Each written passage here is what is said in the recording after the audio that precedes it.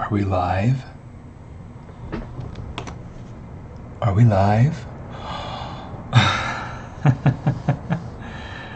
How's everybody doing?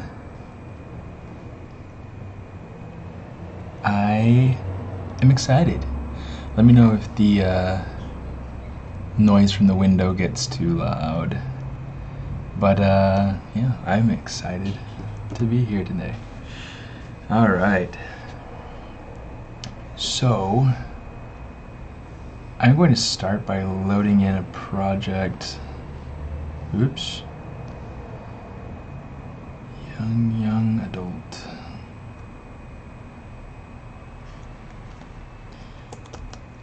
This is going to be my starting point for, if you follow me on Instagram, or if you saw the, hey Jim, how you doing? Hey Kim. If you guys follow my streams at all, I have this environment that I've been working on. Okay, and it's not just that. Okay, so it's I've got, you know, this full dragon, you know, fully posed, full topology. Let me see, what do I have selected right now? Let's select the dragon. Yeah. A 4x4 square for a D&D area. That would be cool. Maybe at some point. I think I need to close that bathroom door or else the wind's going to do it for me.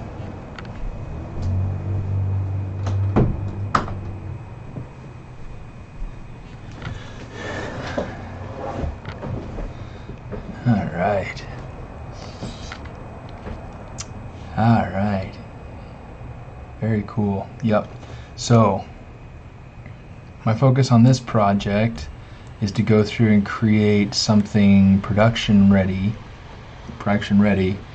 with all the topology, all the UVs, all the storytelling elements. Okay. So far I've got the dragon, the first dragon. I still need to go through. I have, let me see, I have my character roughly blocked in, and I have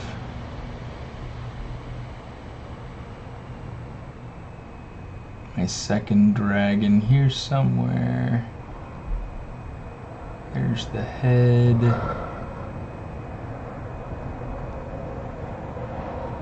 Y el cuerpo. Where did the body go? I must have lost it or deleted it. I might have deleted it actually. So eventually the point is to get this other dragon in here, to get the character in here. Victor.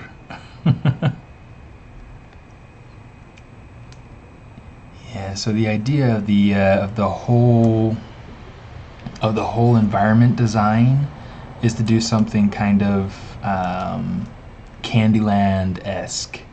So, you know, the dragons are built out of some sort of, you know, candy donut combination, frosting on these waffle cone horns.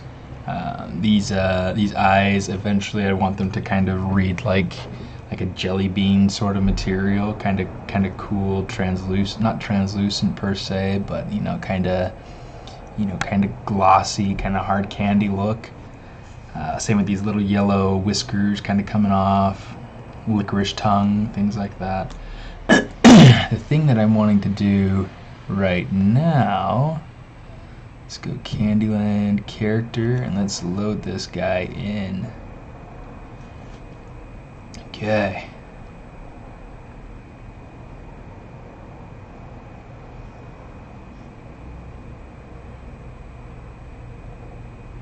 Okay, so if you guys follow me on Instagram, you will have seen this guy. More than likely. Okay, so this is kind of my concept for what I want this character down here to look like. The bottom half and the kite don't matter. This is going to be a kite. It's not going to be Magikarp. It's going to be a kite. but yeah, going to be a lot of fun.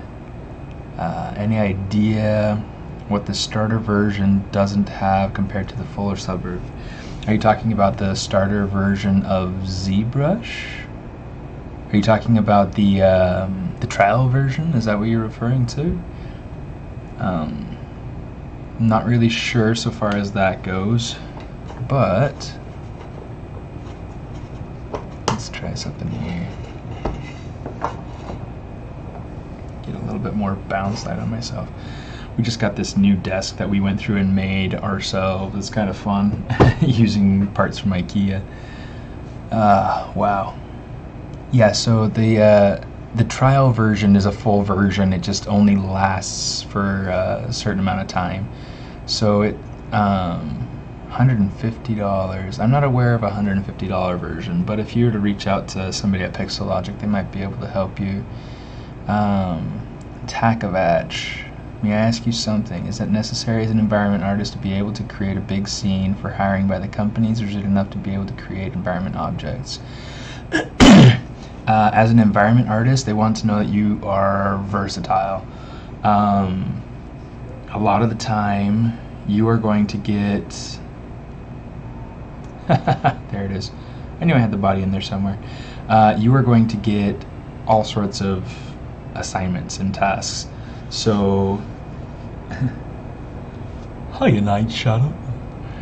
Yeah, all sorts of assignments and tasks. And so if you're not... if you don't show that versatility, a lot of people will go through and have a very complete scene, including things like, environment parts, plants. My hands smell like ceviche.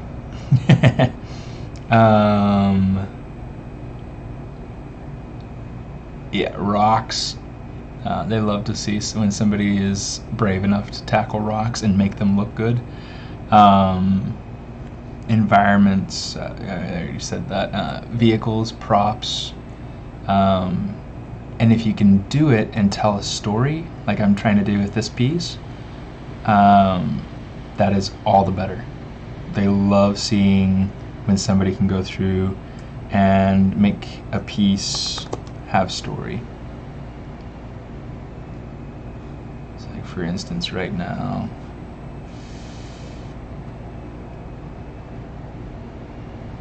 just want to kind of like push on shape a little bit more.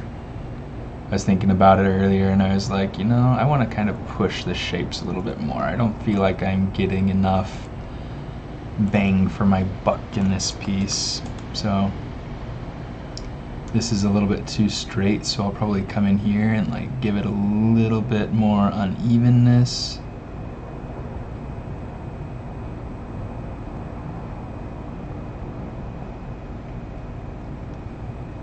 Make it really feel broken. That's better. It's a start to being better anyway. Okay. Anyway, it's important to keep saving. Save that there. Am I going to the ZBrush Summit this year? Yeah. No, it's definitely a goal of mine, especially for every year where I live in LA. The goal is to definitely go to, and yes, I will be making a character in the spotlight. As long as I'm living in LA, my goal is to get to the summit every year, which is pretty simple when you live here, when you work here. Let me see. Properties, let's see. Oh, not properties. I need the filters.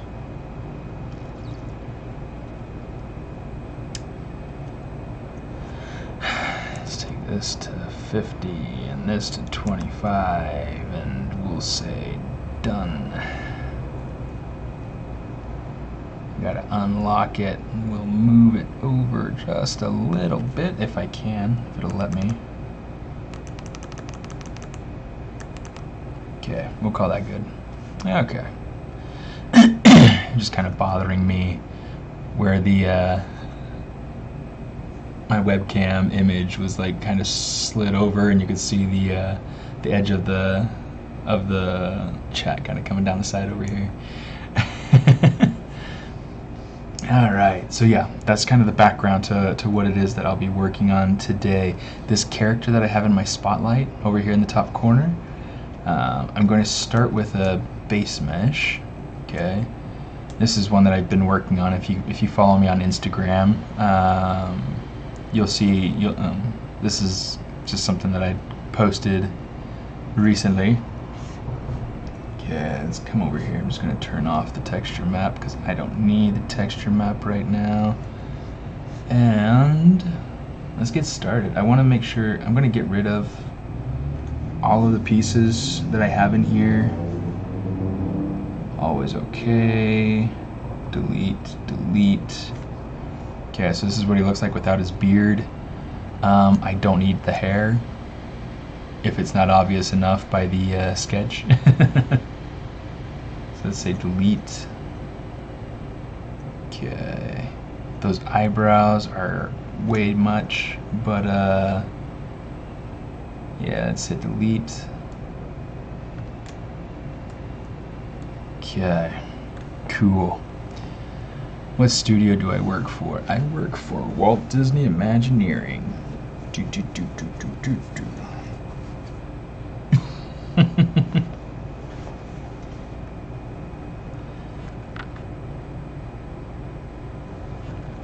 So you're gonna get to come this year, you think?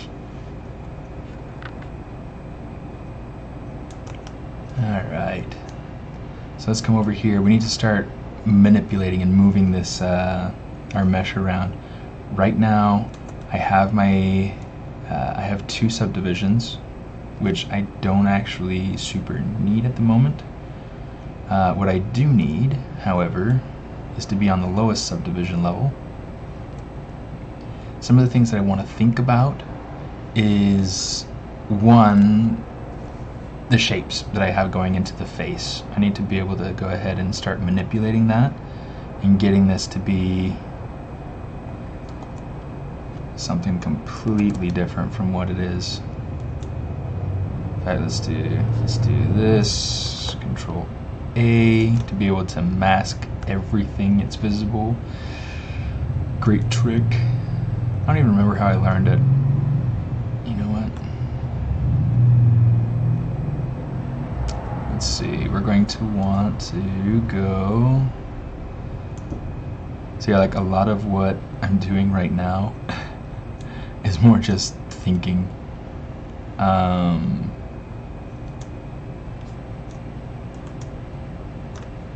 There's a lot. Oh, I need to turn off my samples spotlight projection. It's important. I don't think you guys can see that. Let me see right there. Okay, so spotlight projection right up here. So the reason we want to turn that off is that it's going through and it's taking, when it's turned on, it's taking information from whatever you have in your spotlight. And that's what's going to affect our model. So since that's not what we want,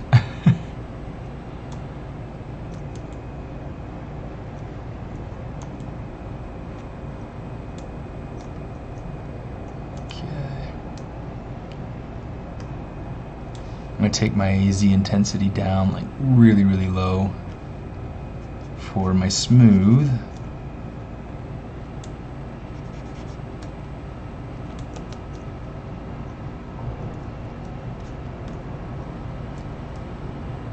Let's come over here, let's see.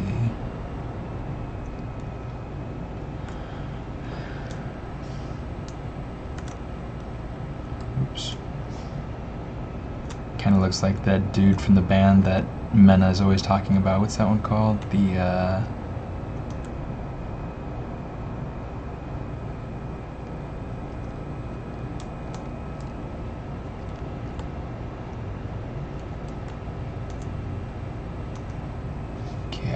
change up my focal shift.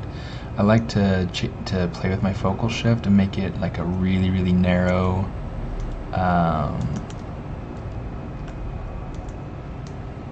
shape, because it gives me a softer area of control.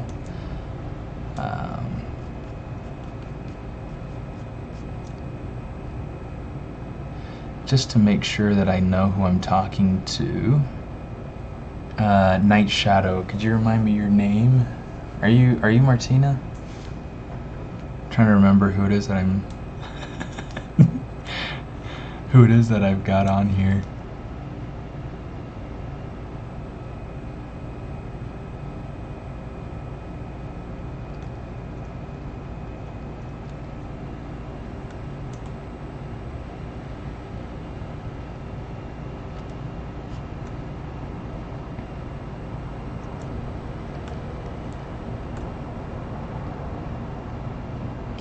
Let's see.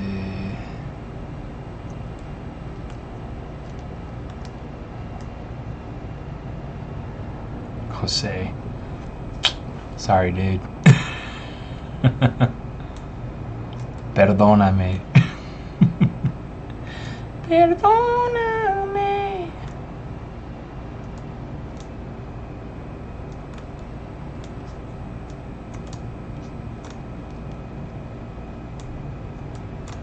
Alright, let's see.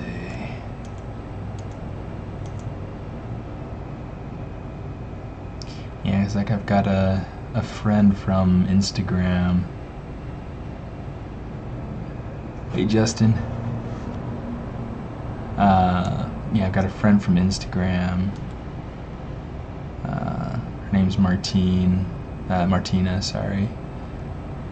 So yeah, just wanted to check and make sure that I wasn't like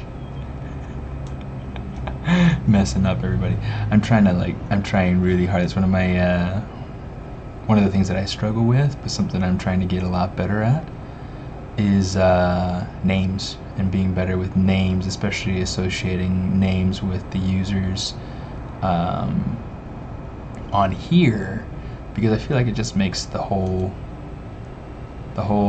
game so much more.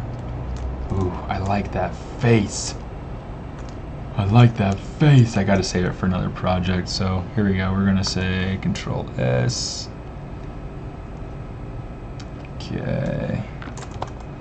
I'm just gonna call him Char01. And we'll go ahead and we'll say Control S. Just so I can keep that version.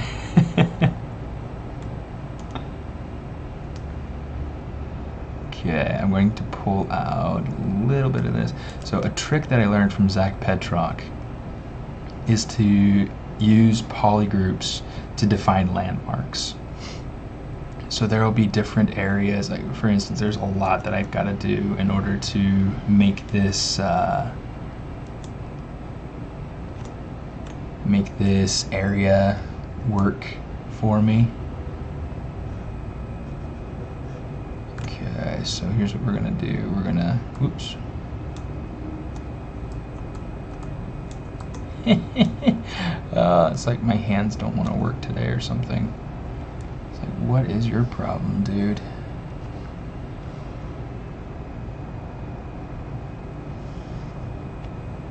Okay. Just going to keep the bottom half of the eye masked out, and I'm going to work on opening up the top. In fact, I don't want to touch the eyelid itself. So let's do this, Control A. Now we can do this. Now we're in business.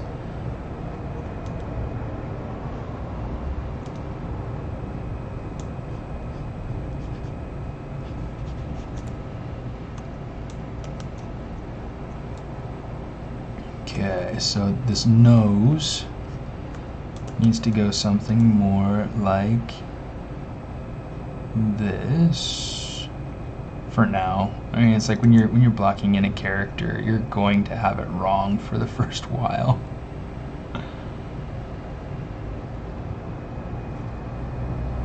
Okay.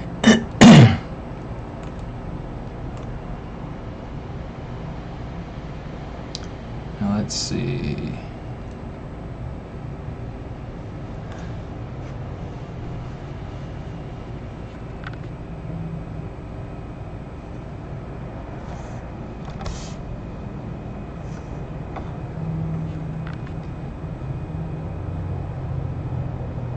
I do have an Instagram for my art.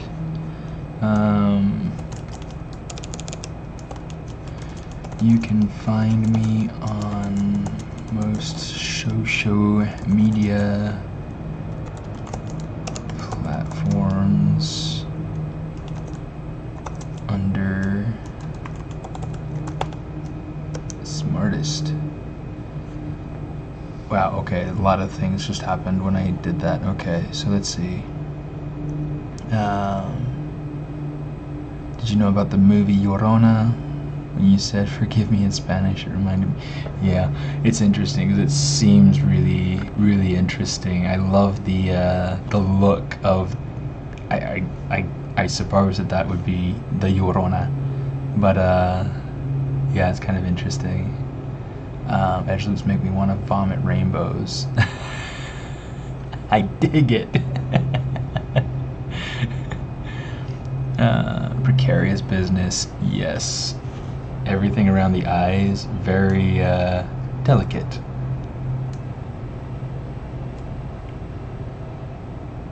I am mostly self-taught. That being said, I did also go to school. I went to school at Brigham Young University.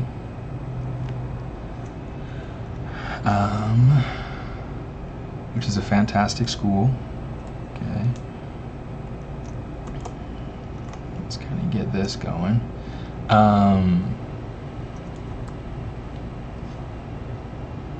It's actually it's lauded as one of the best in the world for animation. Okay.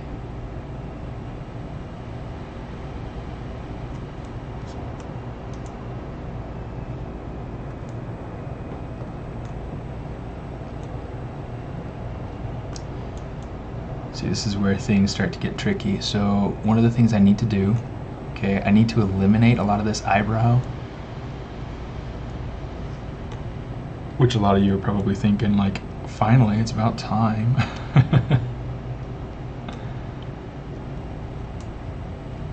Okay, because with a really heavy brow like that, it feels too Caucasian, it feels too Western. And we don't want this character to read as Western.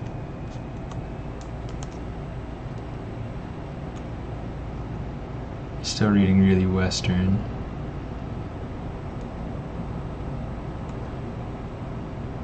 The eyes are a huge part of what's going to sell the character, but also getting the mouth right. We'll talk about like the teeth later when we get to it. But yeah.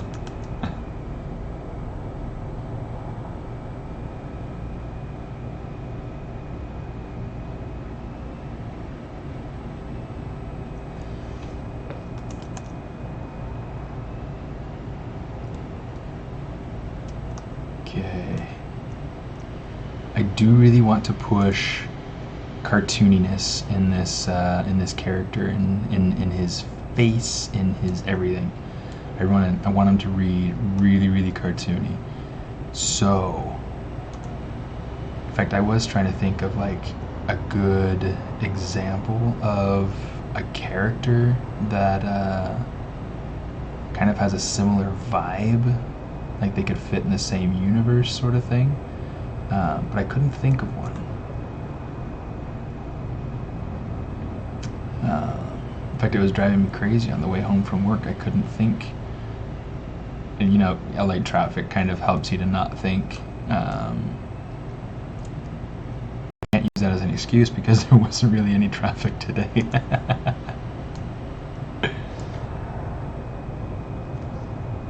When I use my move brushes, I like to have them set at around 30 And that, again, that just gives me a good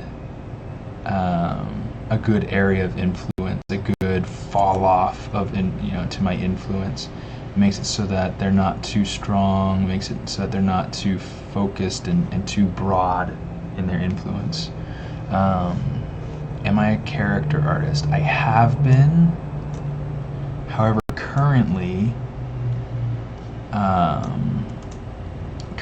I am a 3D concept modeler at Walt Disney Imagineering, and everything that I do there at the moment is everything to do with environments and designing how the ride will look in 3D for Disneyland Tokyo. So it's a very different track from what I thought I would be doing, or what I had intended to be doing anyway.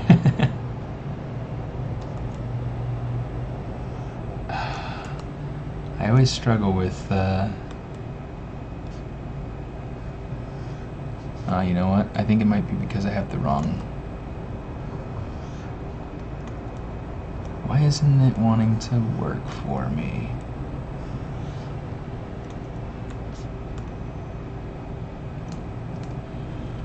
Ay de mi, llorona, llorona. This is actually really quite frustrating.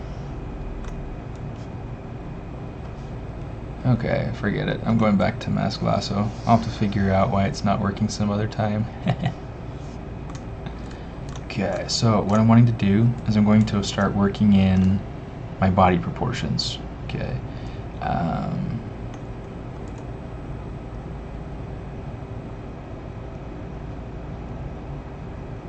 Okay.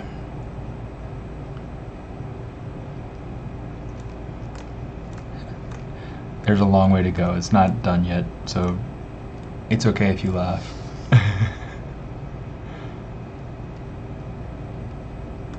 Do I use ZBrush for... Yes, I do use ZBrush. It's not my main tool that I use while I'm working on stuff. However,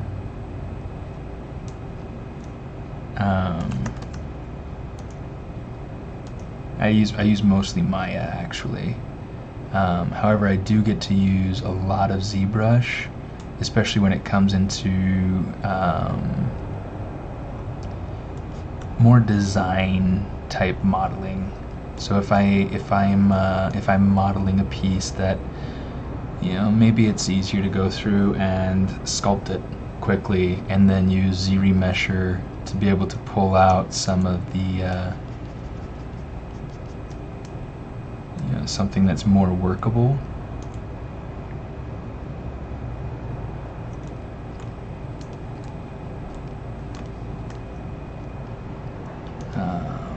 But yeah, most of the time I'm using Maya at work, which is sad, but it's what does the job best for what I'm needing it to do.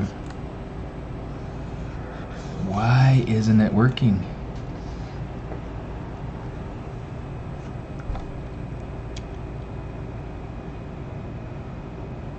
Okay, if anybody knows what is causing this problem, I would love to hear about it. It's really quite frustrating to me right now. So one of the things that you're supposed to be able to do is you're supposed to be able to use your Gizmo 3D or your transpose line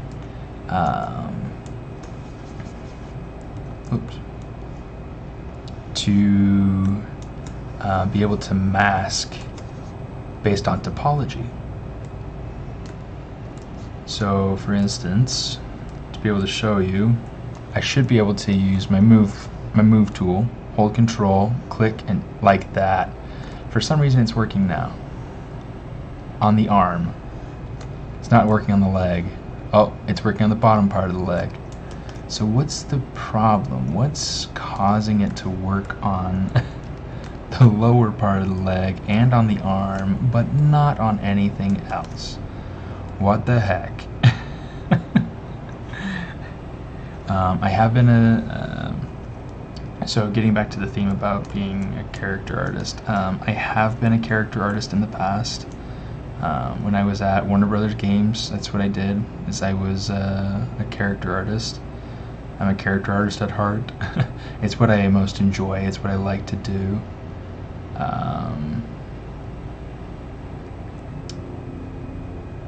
What I think I'm best at? I don't know.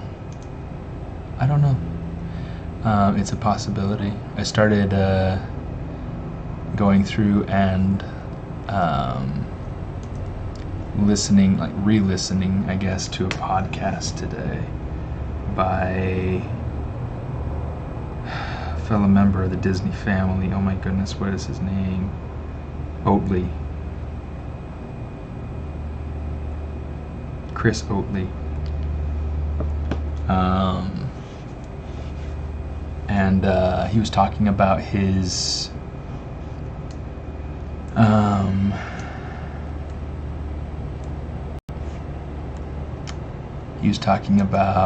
some of the downfalls to social media as an artist, and how, you know, we are all too often attached to the idea of, yeah, it's too anatomical. I need to fix that.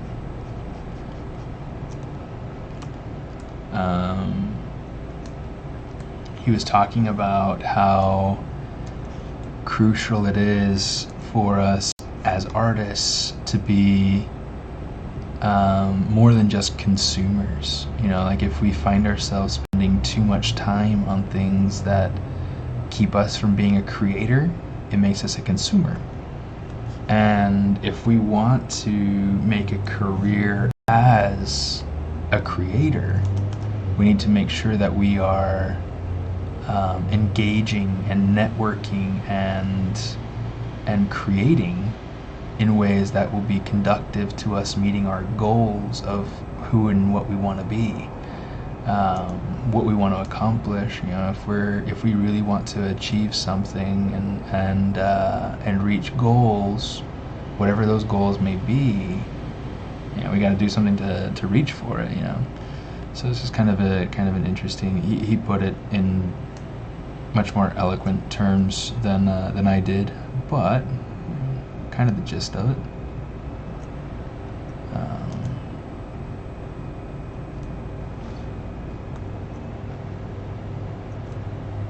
Okay, so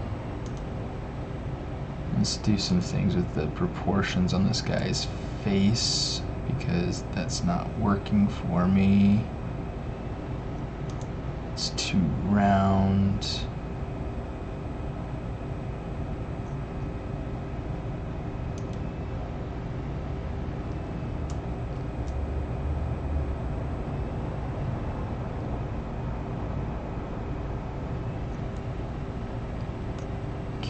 This might be just a little bit too, it's like there's a lot of stuff to consider when you're making something really stylized.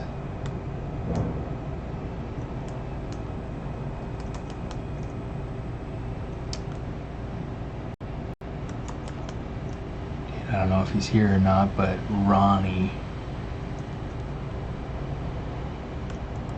Rodriguez.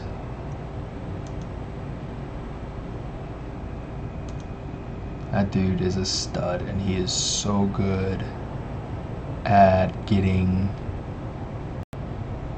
really cartoony characters. So if you look him up on Instagram, he's on there underneath like Ronnie Rocks or something like that. Super cool. No, this model has a lot of polygroups. Honestly, I don't know how I could count them very easily.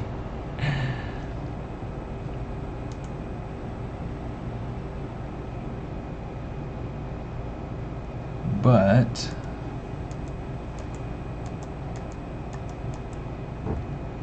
I do know that there are plenty of polygroups. Let's come over here, let's select this.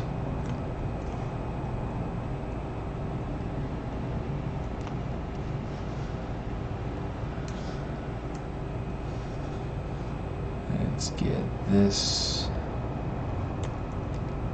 Let's unget this. Okay.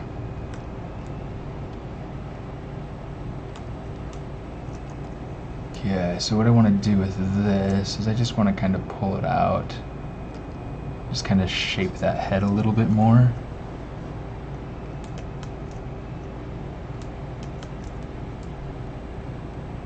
And invert that.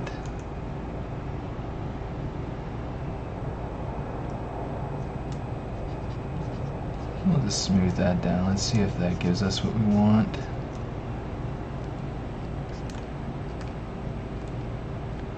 Yeah, it's getting somewhere.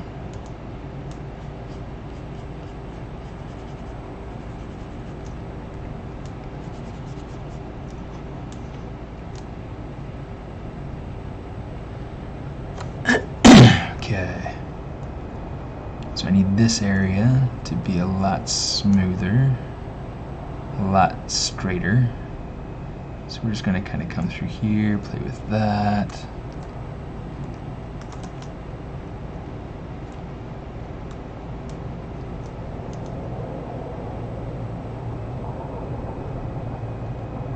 Just going to kind of pull this in a little bit. Let's smooth this out a little bit. It's making it too round, so we got to play with it again. Okay. That's a little bit better. Let's check this angle out. It's a lot when you're playing with characters.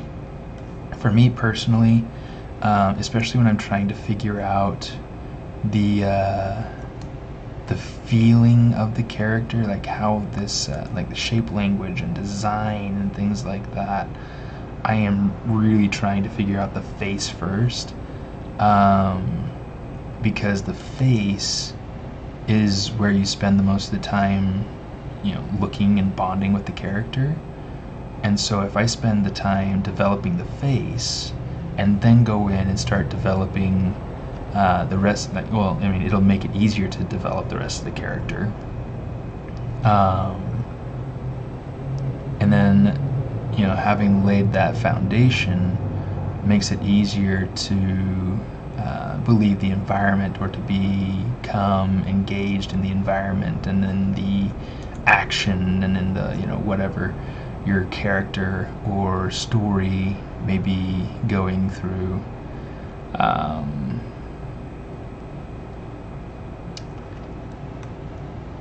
So in this case, I really want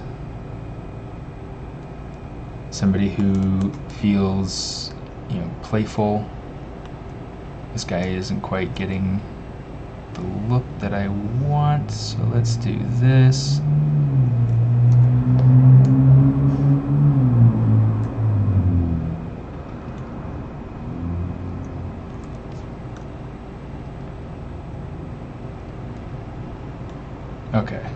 Okay, I'm kind of liking where that's going now.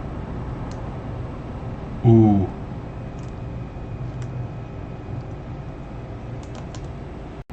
This is starting to become something. Okay.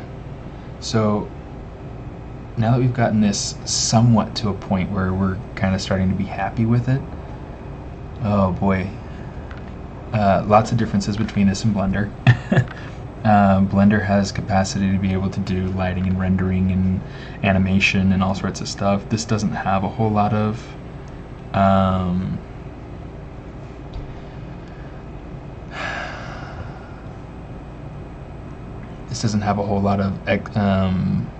possibilities beyond sculpting and modeling. That's what this is built for. However, it's also built for illustration and things like that.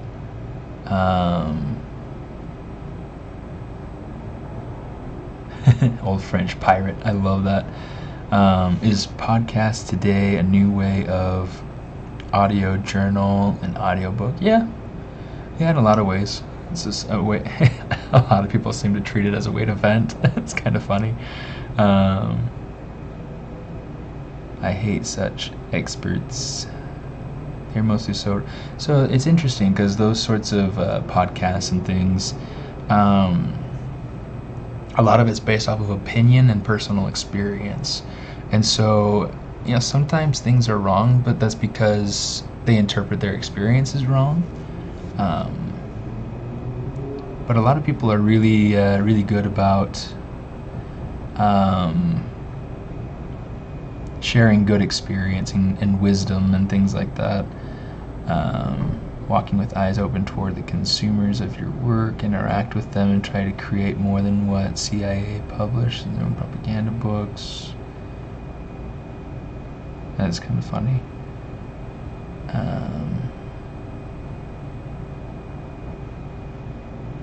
It's very true. It's very true, Jose. Being able to change your auto masking on. In this case, it's not one that I think that I want. I'm kind of picky when I use auto masking. I really only use it a couple of times, like for back face masking. It's a really powerful one. I really enjoy that one. But in other instances, such as like and really I only use that even for my clay buildup. But what ways have you used it that you have found helpful? What do you find helpful with the auto masking features? You said to change it to affecting only the polygroups. Do you like to use that when you're in the move brush only, or do you like to use that with other brushes too? I like to use a PC. I like to use Mac too, but it's they're not as upgradable as a PC.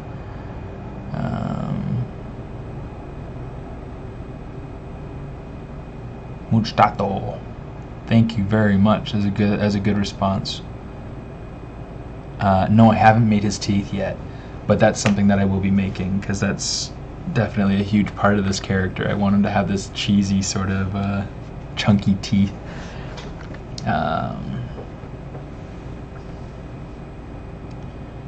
Yes, Ozzy, that's true. You can use both to be able to make assets for games or for video animation or whatnot. Only wooden teeth. Well, especially if he's living in in Candyland, it's very easy for him to only have candy wooden teeth. Biggest lesson you wish you had learned before you started working for major studios?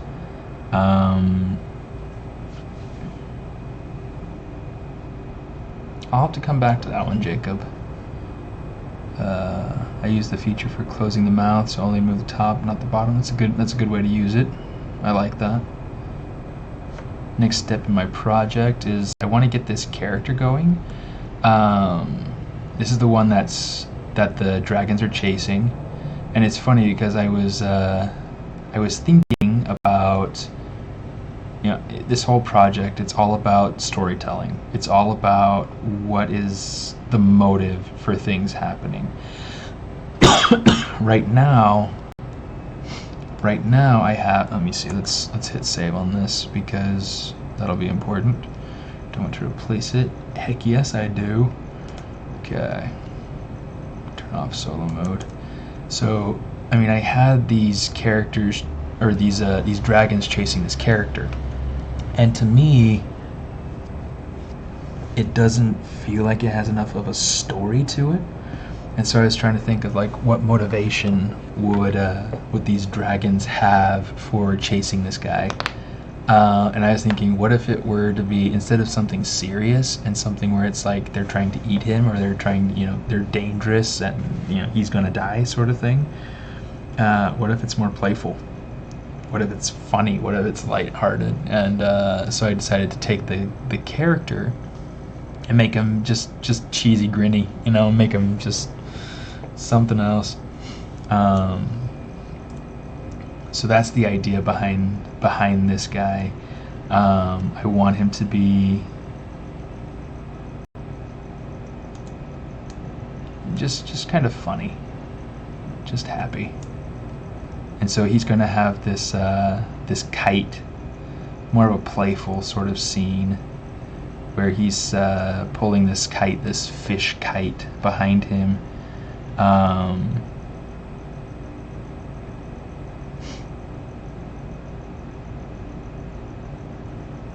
Yeah, I think Muchtato, that's an interesting point to bring up. Yeah, he has the dragon treats. It's always good to experiment, try a lot of things. I think that's something that I definitely did when I was like before I got into the industry, is that I tried a lot of different things. I tried animation, I tried storyboarding, concept art. So I did so many different things, and it was good because not only did it give me the opportunity to try different things, it also gave me the opportunity to better understand different areas of production and how they fit together. That, and it gave me the ability to work in secondary jobs that I didn't want or didn't want to end up in permanently. It allowed me to do some work for a while that wasn't my career focus, but it allowed me to keep the lights on in a house,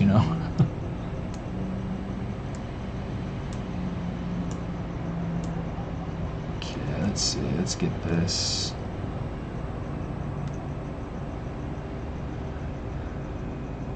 Okay, now I need to do a lot to be able to make sure that these eyes are working correctly.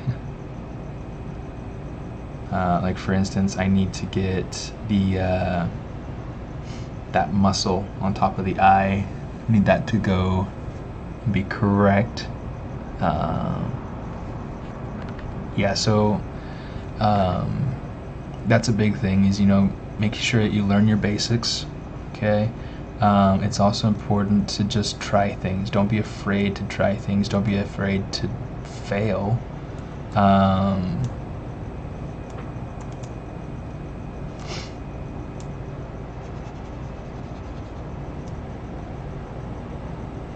And then, yeah, don't be afraid to just try things. Put yourself out there. Don't let yourself be tunnel visioned.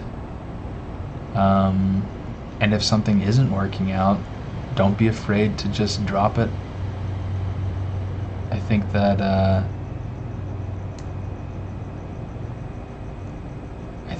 that could have been a very useful thing to me a long time ago.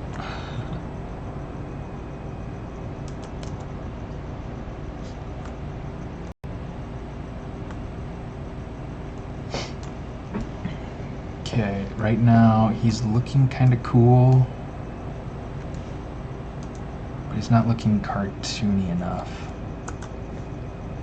Okay, so here's what we're going to do. Control S, we're going to go ahead, we're going to save a new version. Just so we can, I try to version up when I hit checkpoints of progress that I like.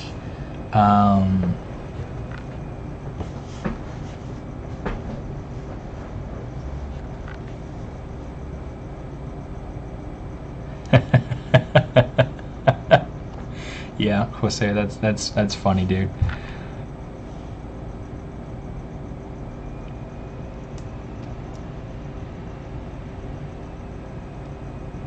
Okay, so we're gonna try to take this,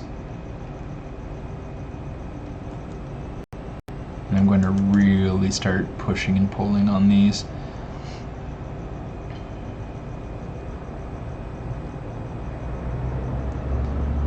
what is my job? I am a 3D concept modeler at Disney Imagineering.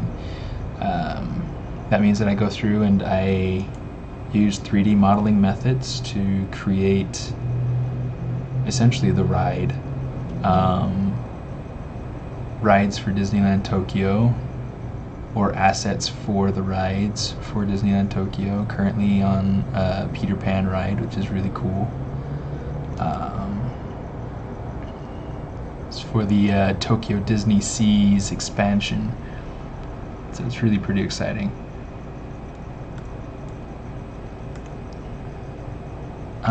What is the most important thing you need to master to be good at modeling and sculpting?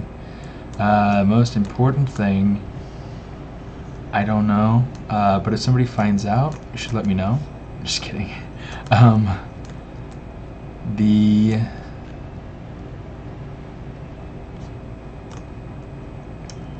Let me see, what are the most important things? A lot of it comes down to just an understanding of form, an understanding of proportion, because without those things, you might as well just you just really need to figure out proportion and form. Right now, since this is a form that I am having a hard time with, you are welcome to laugh. Just kidding.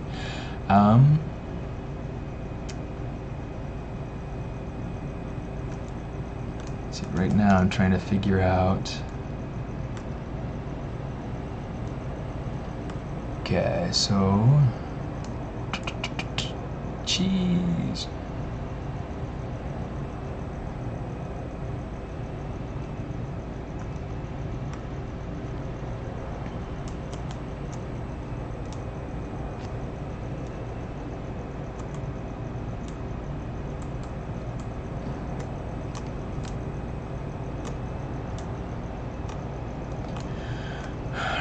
Let's see.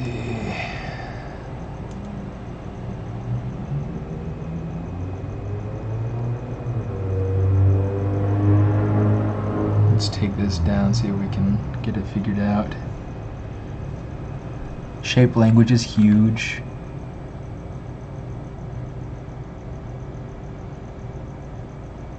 Light, shape, composition, colors, way to approach modeling, animation, particle creation. Yes, I do know how to draw as well.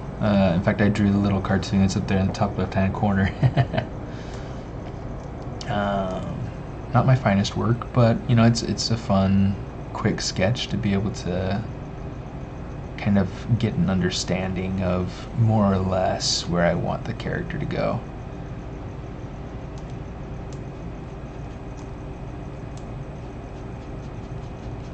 Okay, let's do something like that.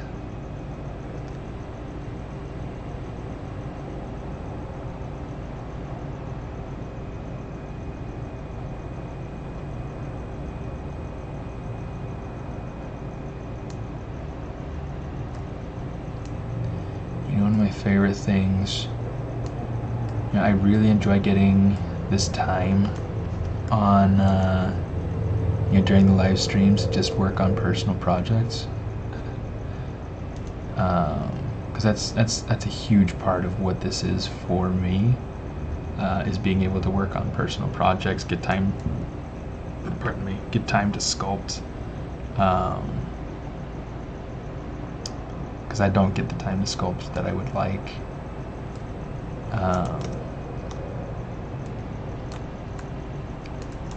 I really enjoy the community here. I really enjoy being able to chat and hang out and have fun. I think that for me is just invaluable.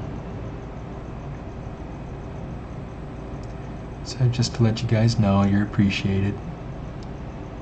Thanks for coming to hang out.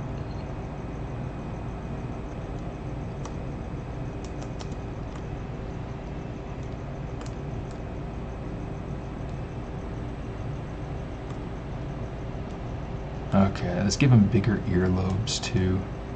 Just because that sounds like it could be cool.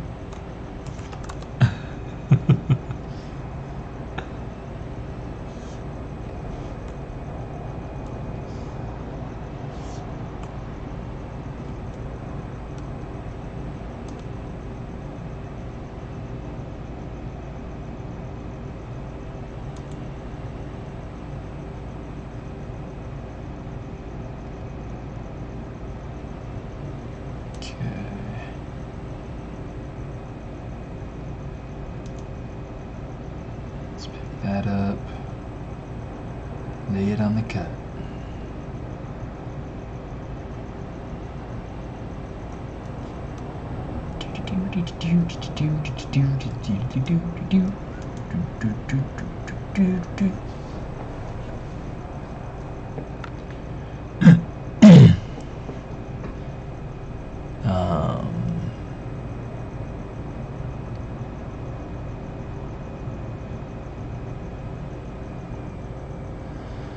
Yeah, so a lot of what you want to think about when you are creating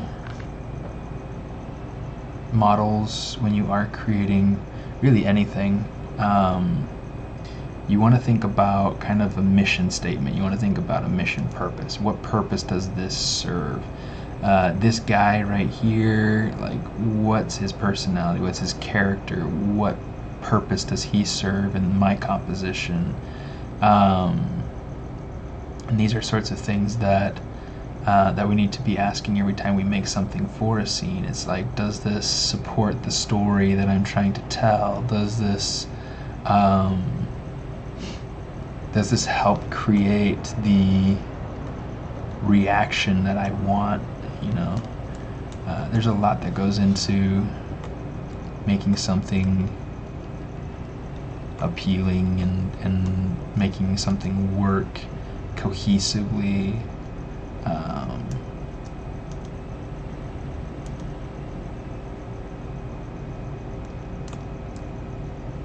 That's too far forward. Yeah, I think I like that better like that.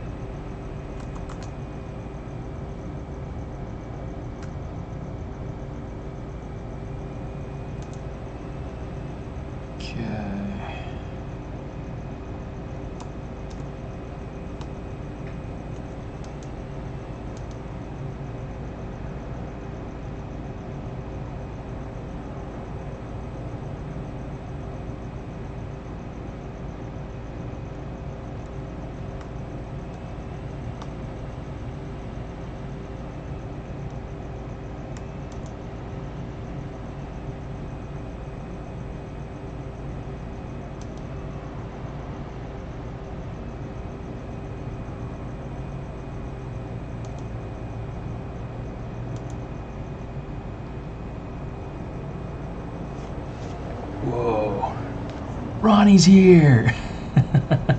I was just talking about you, brother. I bet your ear was itching. Oh boy. Hey, Ghost is here. Yeah, shape, language, and silhouette are important. Hair in his ears. Yeah, he's gonna have hair kind of coming out from behind his ears, kind of like, yes, almost the sideburns, but they're kind of like, kind of going out behind. Chinese opera or something, very expensive, very posh. But I don't think they would say that at the Chinese opera. Maybe. Good morning in the UK. Rethon, how you doing? Good to see ya. Repeat it. Hope it was good. What was I saying about Ronnie? Something about being good at like stylized characters. No. So yeah, I was just telling people, because I'm working on trying to build this guy out, figuring him out, and I was like, man, I wish I was good at this as Ronnie. True story.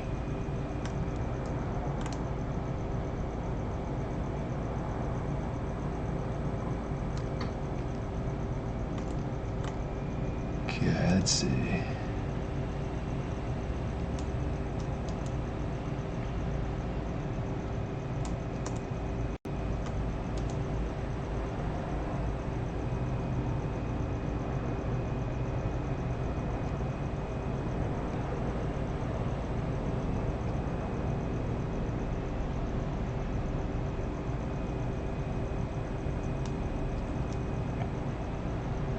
One of the things that you want to do when you're trying to get your forms right, you never want to only work on things from one angle.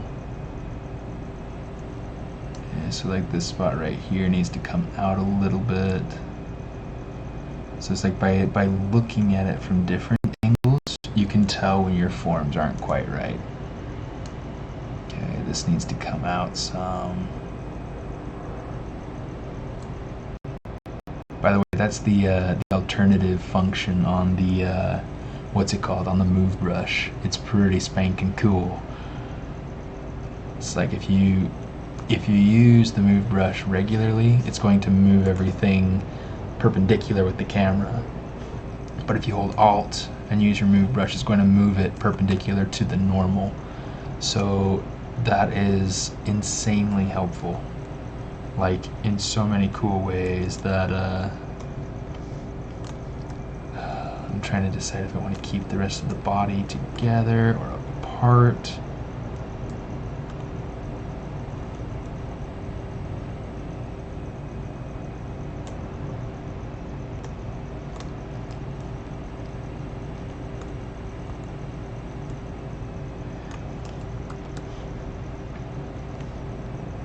Let's do something here. Let's come over here. We're going to say mask polygroup island. Oh, multiple subdivisions. Let's say delete higher. We don't need. Oh, we kind of need them.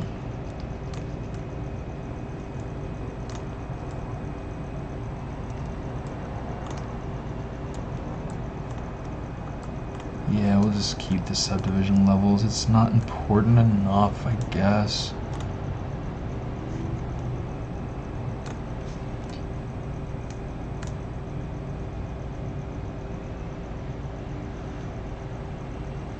It's supposed to be able to work for me, but it's not.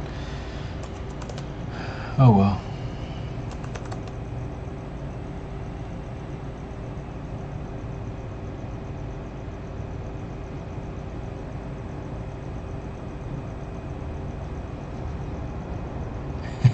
Back to the Future, Doc Brown. Yeah, not quite, but still kind of a cool. Chat's got a bit of a delay today, you said?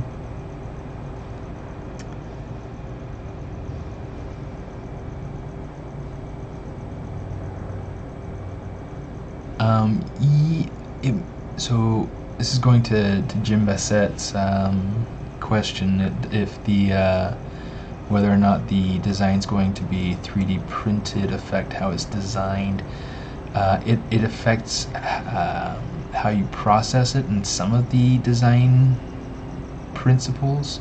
Like for instance, if you are making something exclusively for 3D print, you know, I probably wouldn't go through all this trouble of dealing with topology. And I certainly wouldn't do UVs unless I needed them. In order to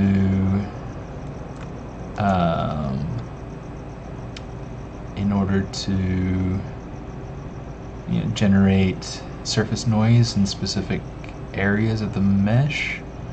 But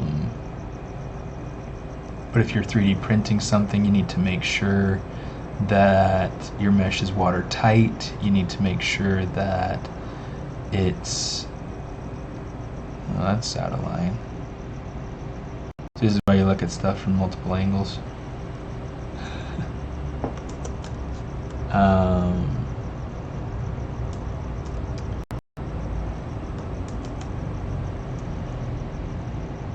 So yeah, more of that than anything. So it depends on how you prepare it. It depends on how you finish it up. or the end product, the end result, what you want it for. That's how you're going to determine how you finish it, how you engineer it, how you because engineering for animation is different than engineering for toys or for statues or printing and prototyping or all those things, all sorts of things, all the good things.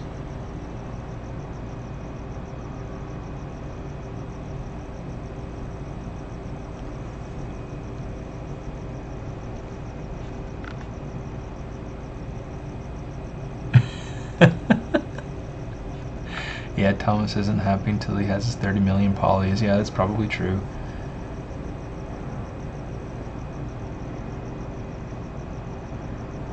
Yeah.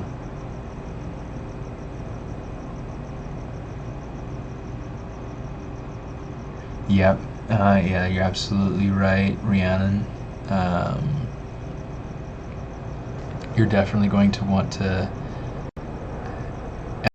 as a general rule of thumb, whenever I'm printing something, I want it to be hollow. One, it saves on material. Two, it makes it so that it's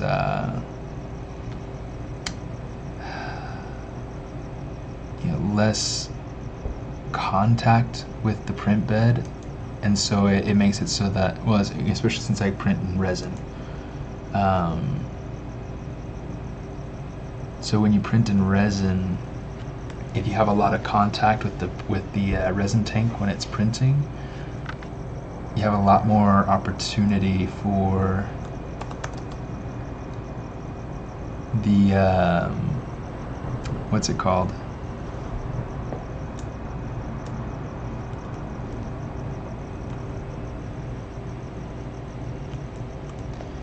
You know what? I think I'm just going to do this. I'm going to say split hidden. No! Never mind.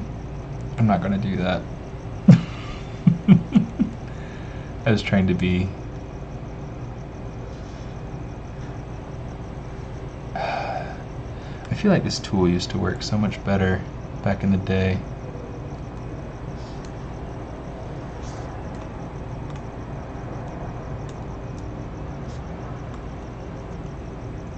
Okay, let's do this. We're gonna go like this, Control A.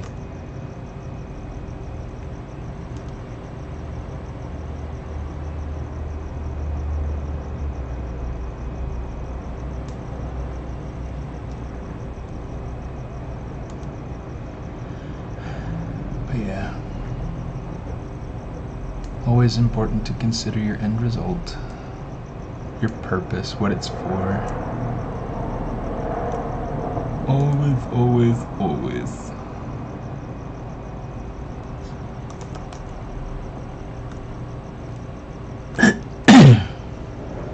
Okay, I think that's looking pretty alright for what I want.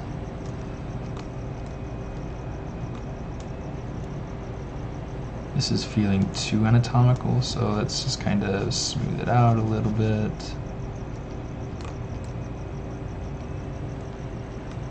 Part of it might be that the big honkin' shoulders right here.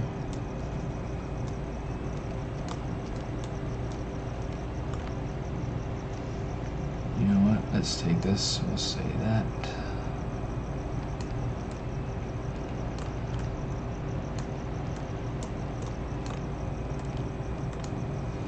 Oh yeah, P.S. and by the way, these eyes, they're available on my Gumroad. I hate that.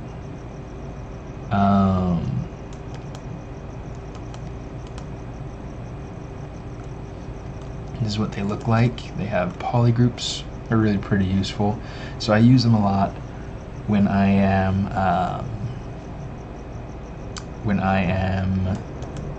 just generating quick ideas like this. These are printable eyes. Okay, so it's not something that I have to worry about, making something new and different if I Let's see, fill that.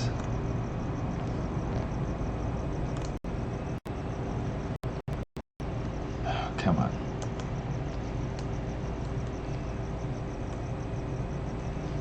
Now he's like way dark. But yeah, so now I've got this eye that I can use, and it'll help me to kind of keep track of how the character looks.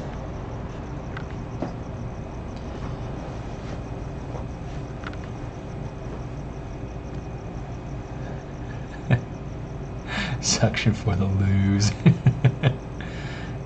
Yeah, vent holes if it's needed, for sure. Because what you want to do is that, so when you're printing, you've got your board, you got your platform, your print platform, and that gets lowered into a vat of resin, of liquid resin, with a little exposure window on the bottom where the laser exposes the resin and patterns and whatever to be able to create the layers of your mesh. Let's hit save while I'm talking. So what's happening is that if you are, do you want to replace it? Yes. If you are pulling this out and you have a mesh down here that looks kind of like an upside down bowl, it's going to create a suction cup, and that can ruin your resin tank. So so what Rethon was talking about is he was talking about adding vent holes. So at the top of that bowl, if you add a little hole, it's something you can easily patch up later after you've finished the print and things like that, finished cleaning it. You just fill in that hole, but that hole will keep it from acting like a suction cup. So yeah. Yeah, hopefully this guy turns out really cool. I'm really kind of excited for how he's turning out. I'm just gonna come in here, color, fill object. Not that fill. Color, fill object. There we go. Let's go back up here to white. All right. Let's give this guy some color. Let's make sure my texture map is gone. Sweet. Oh wait, I had the wrong subtool selected when I did that. Texture map off.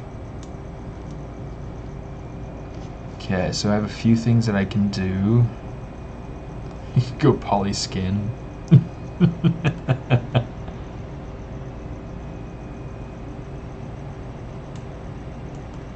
Okay, let's do this. Let's say instead of poly skin, let's go skin shade 4. Give him kind of like this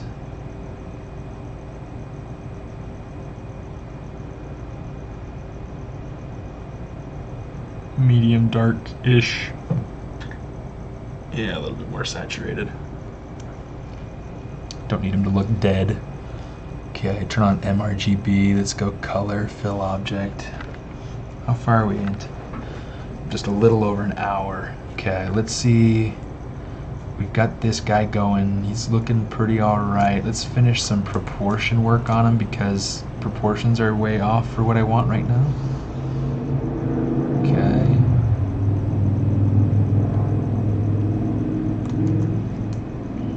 So real quick, I mean, just I really like to play and noodle when I'm working on characters. I really like to just play and noodle when I'm sculpting, period, but oops.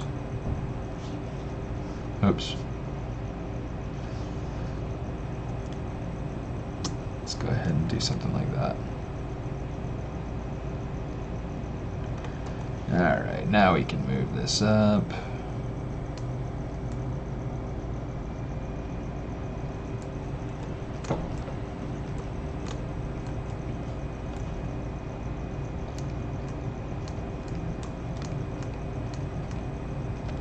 Okay, these legs, I want to make them a little bit stronger, so let's take them and stylize them out a little bit.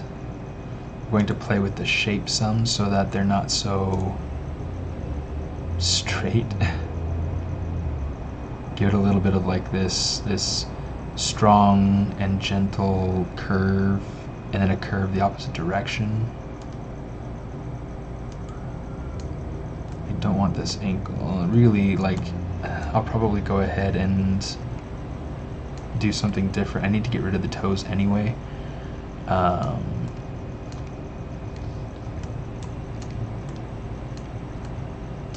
So let's do this.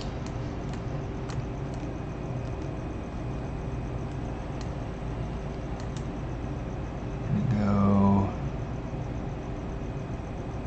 like this.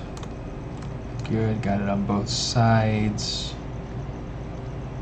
Geometry, modify topology, delete hidden.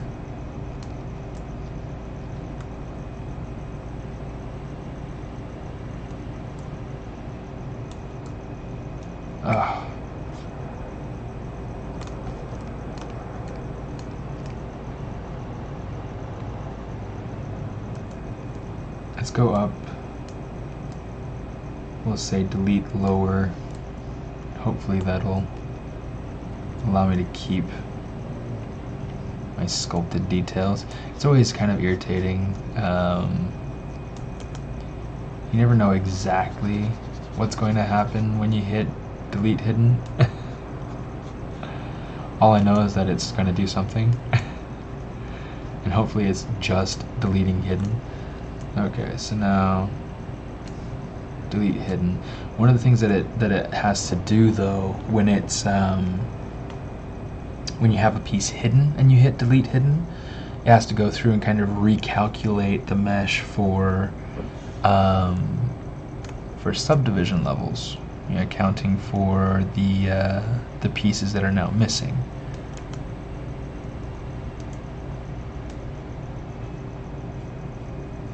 Let's go ahead and kind of smooth that out a little bit.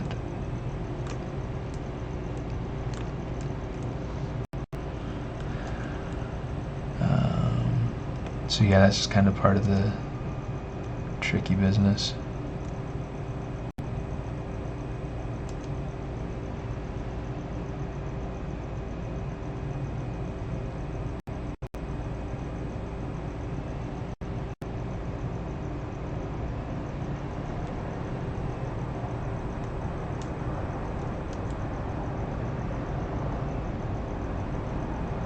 Try playing with the mouth a little bit.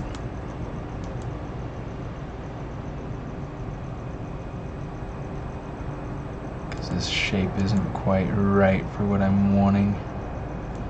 Well, the nice thing now is that since I got rid of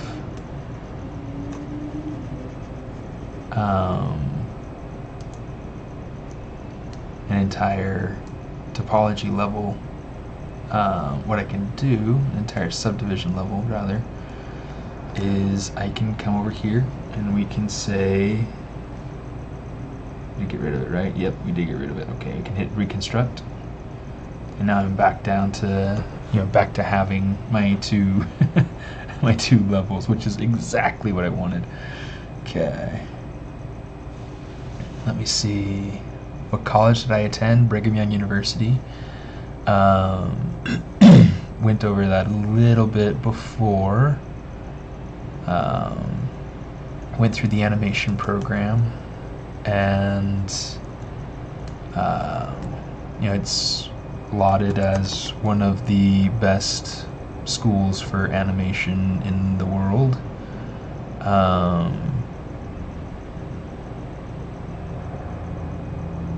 It's very well connected. The format of the program is very much set up like an animation studio. So it's very good from that standpoint, and it's not nearly as expensive as most schools, especially for entertainment.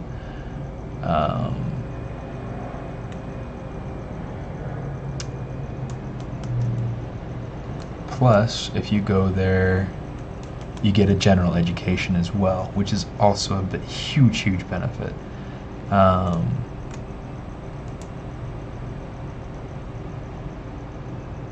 want to get these to be a little bit darker, a little bit rosier.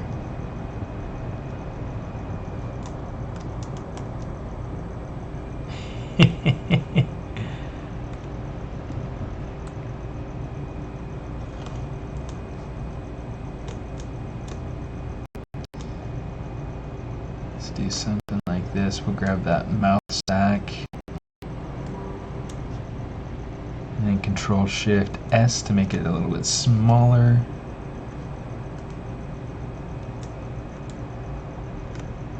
We'll go color, fill object. It's a little bit too red because, yes, I'm going to be picky.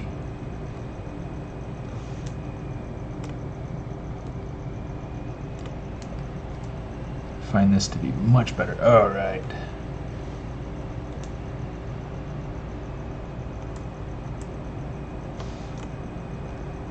Say color fill object. All right.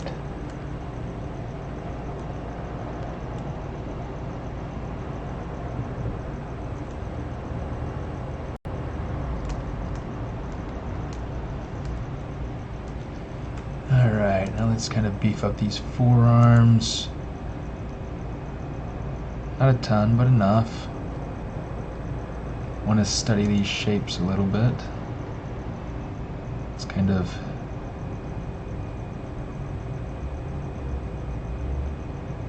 strengthen that a little bit. Might come back to it and figure it out a little bit more at some point, but we'll see.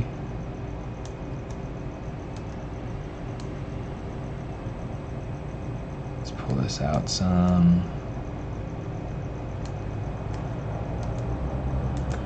This is a bit too anatomical for what I want, so I'm just going to kind of smooth out the ankles a little bit. And I actually think that giving him these super skinny little ankles so that it kind of really taper down, I think that that would be kind of funny. So we'll have to see how this goes. Full sail. Let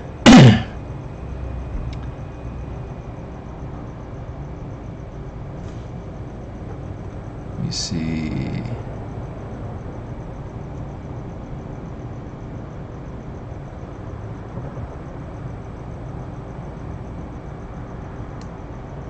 Yeah, you could print a plug separately. That's interesting.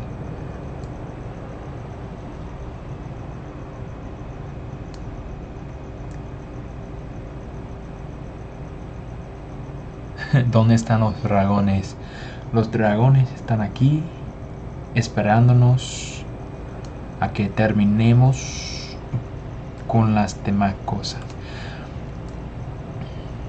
La topología está todo terminada. Ah, quick save. Okay. So last week I was able to go through and pose this guy. However, I only did. I think I didn't quite finish the pose on stream and had to kind of finish afterward or whatnot. But yeah, this is kind of what I worked on. Was able to go ahead and the nice thing about having topology and polygroups is that you can use masking and you can use Z-modeler masking tricks to be able to really control and pull out and really simple, really quick, easy way to be able to control the way that these meshes work. So making you hungry. I love making you guys hungry just every time, just every week. This is just what I live for. Just in case you're wondering. So yeah, so what I'm wanting to do right now is get this character up and running.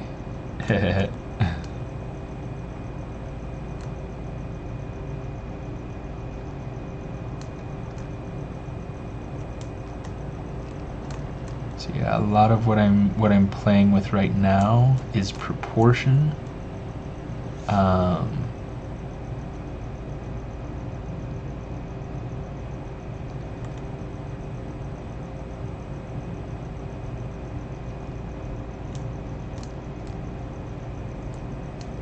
Because I want him to feel kind of husky. I want his body to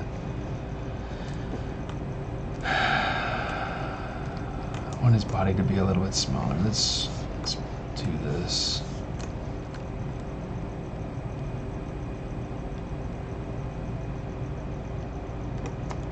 I might go back and change it again later, but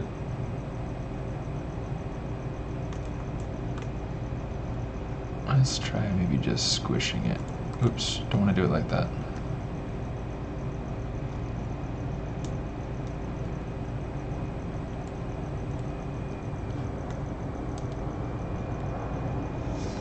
Let's go ahead and do something like this, like this.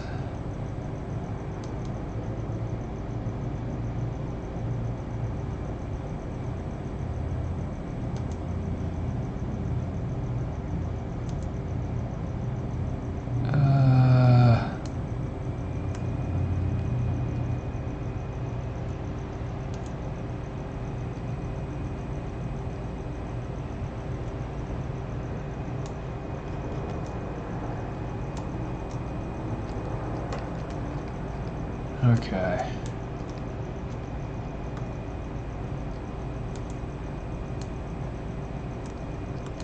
So now this is kind of resembling what I want.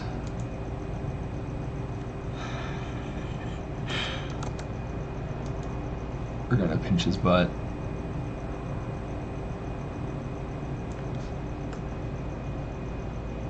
It's not powerful enough. We gotta pinch it. Pinch.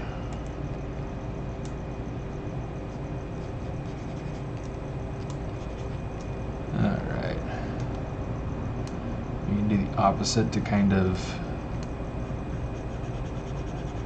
make the underside a bit more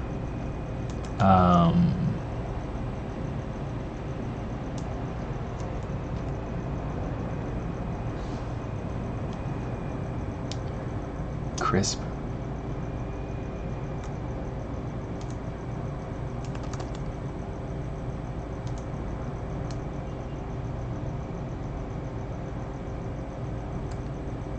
I promise you guys I'm not trying to ignore y'all.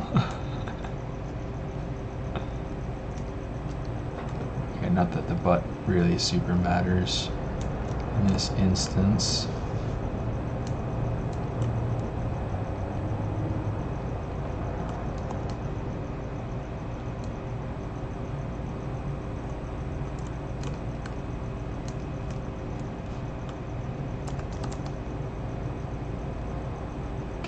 See,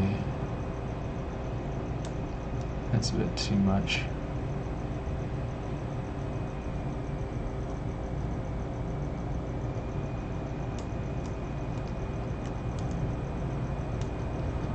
And that's a lot of definition for the knee, so we're just going to kind of smooth this out some. And just as a reminder, this is a base mesh that we started from. This isn't something that we started from nil today and we're ending up with something amazing. I wish I was that fast.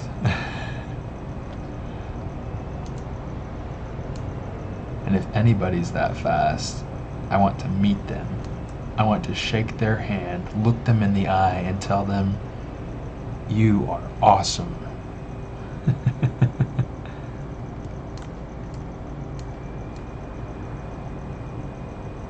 See, is this for a contest? No, it's not.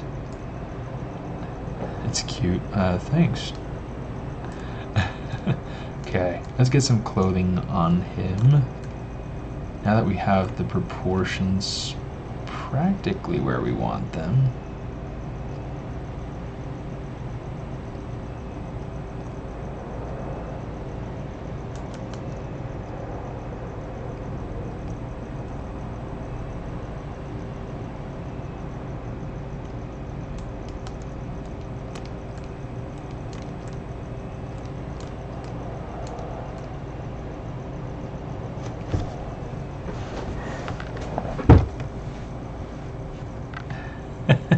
I should tell Mike.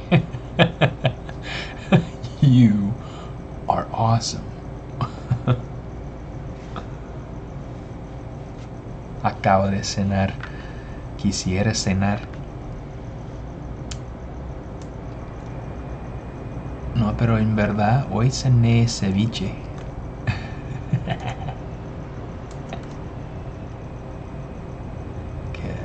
What's nice about having subdivision levels is that you can go in and you can tweak, make big broad changes, and it adjusts everything in the higher resolutions in a general way.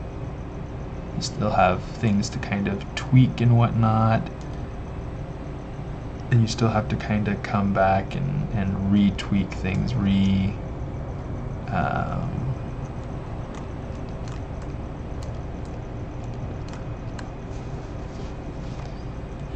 I need to hit save.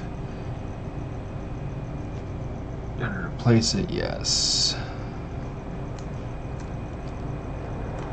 Okay, purely because I want this guy to have some form of eyebrow right now. I am going to, let's use my hairbrush. Do I have it loaded? I don't think I have it loaded. I don't have my hairbrush loaded. Okay, so we gotta go and we gotta load in our hairbrush. Brush presets. SM. Smartest hairbrush. Okay, so I'm just gonna grab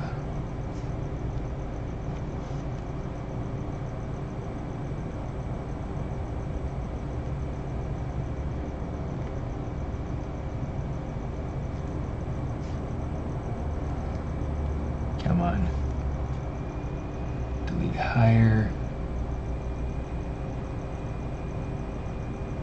Okay, I'm going to do this. We're going to take the stroke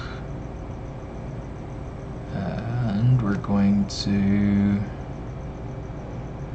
I don't want it to be, yeah, I do kind of want it to be.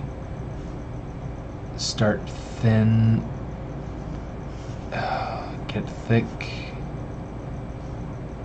and then get thin. Okay, I need this to be much more of a gray.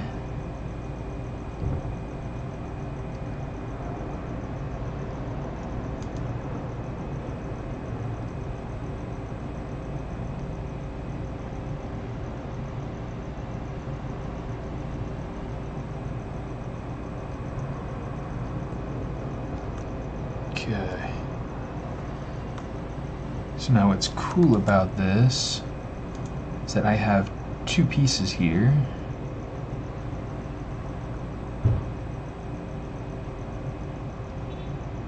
So I can control each of these pieces separately, even though I only dragged out my brush once. Okay. Now I don't need the rest of this, so I'm just going to hide that. Geometry, delete hidden. Okay, so now we got this. We're going to rename it eyebrows.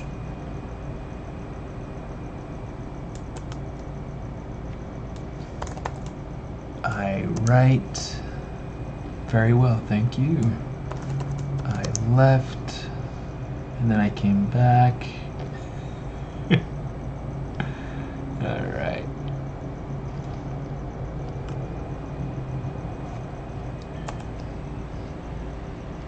Yeah, so that's kind of part of the power of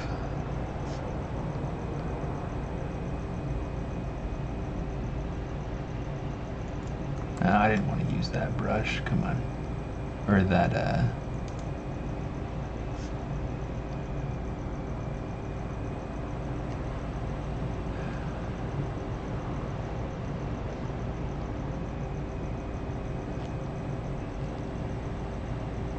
just for the sake of having a little something there.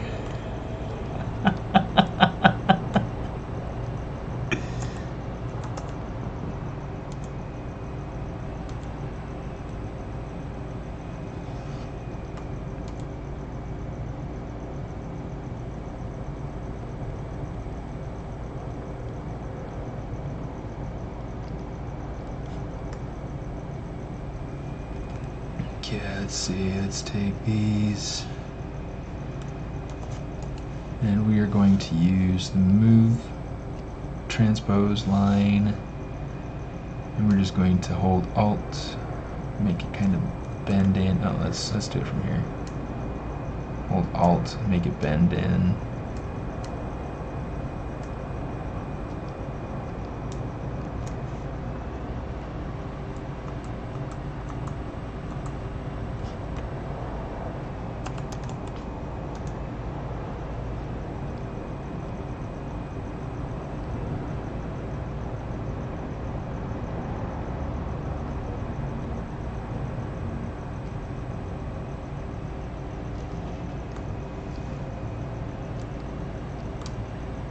So yeah, let's take this really quick. We'll do auto groups, then we'll go mirror and weld so that there were the same groups on each side.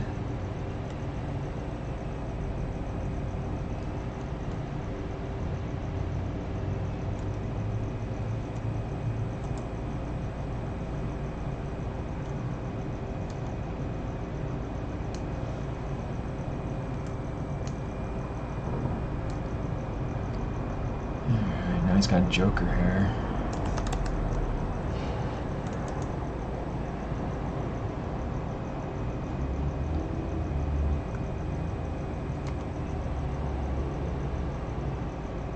I love using the transpose line, guys. It's an old tool, but it has stayed with ZBrush this long for a reason.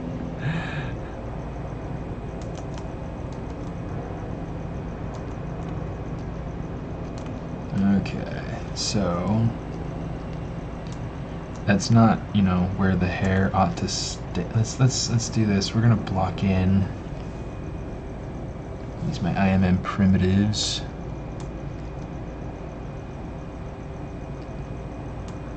Okay, just for the sake of being able to take it, mush it into place.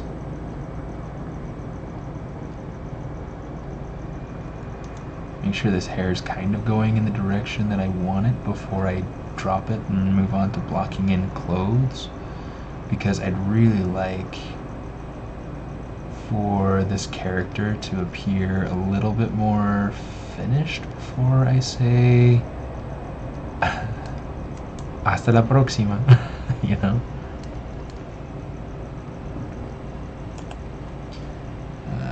Yeah, let's add in another one.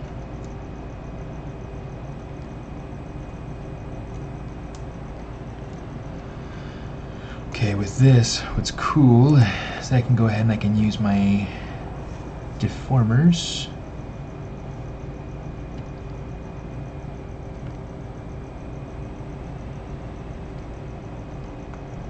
Let's go ahead, let's say accept, pull it out a little bit of the way, kind of flatten it down.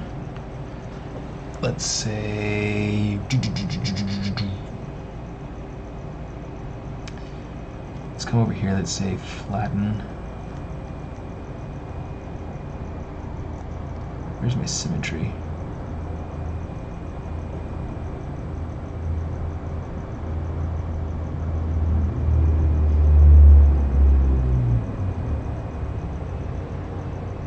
There we go.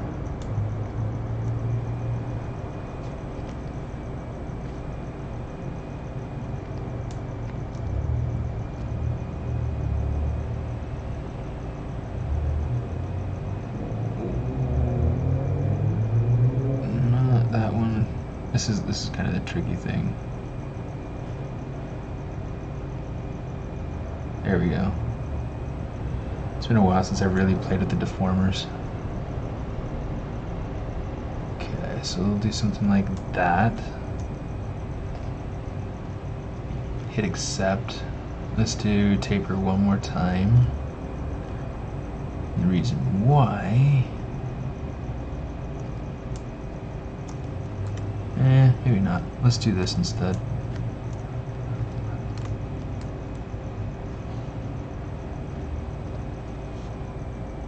Over here, we'll mask that.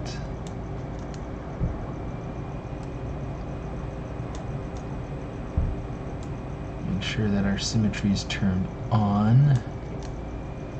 Take our gizmo to the base, and we'll just scale it out like that, or rotate it out like that.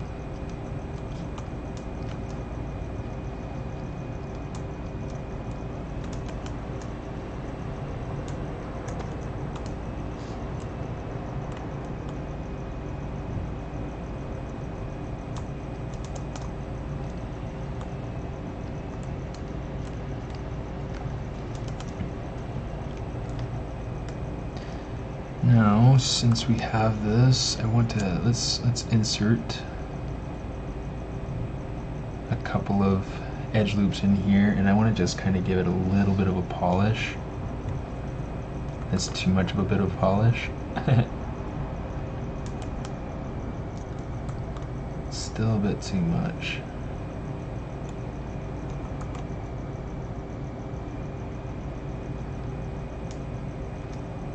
That'll work better. Okay. That's starting to look better.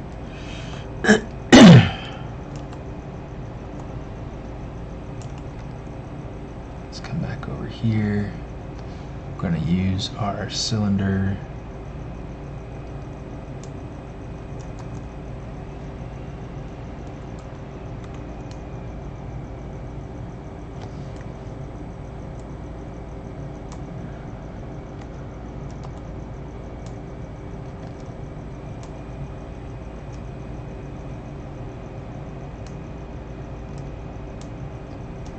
Just trying to make sure that I have good bits and pieces blocked in before I move on.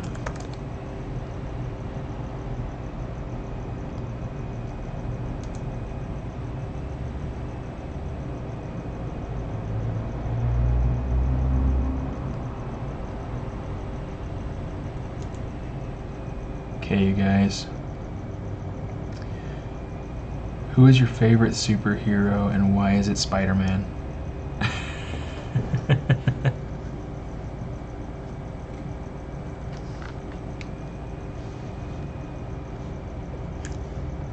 me see. Gotta check the chat here.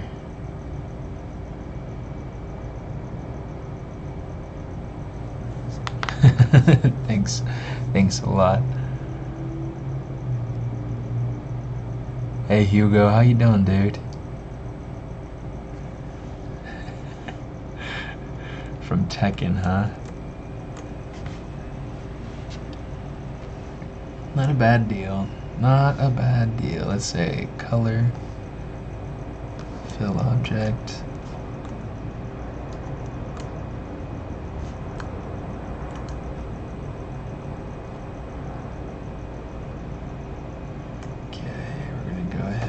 Something like this, and like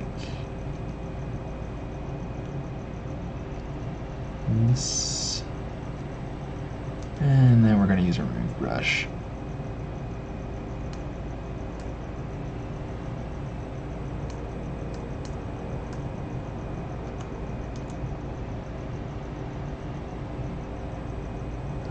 Actually, I don't know if I saw Mike Pavlovich's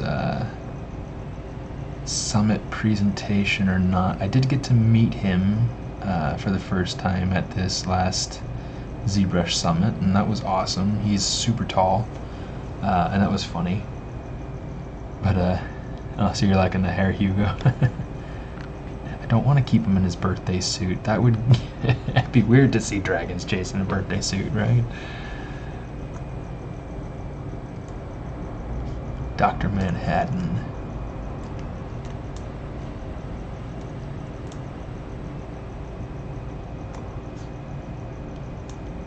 Okay, let's do something like this. I think I like that better.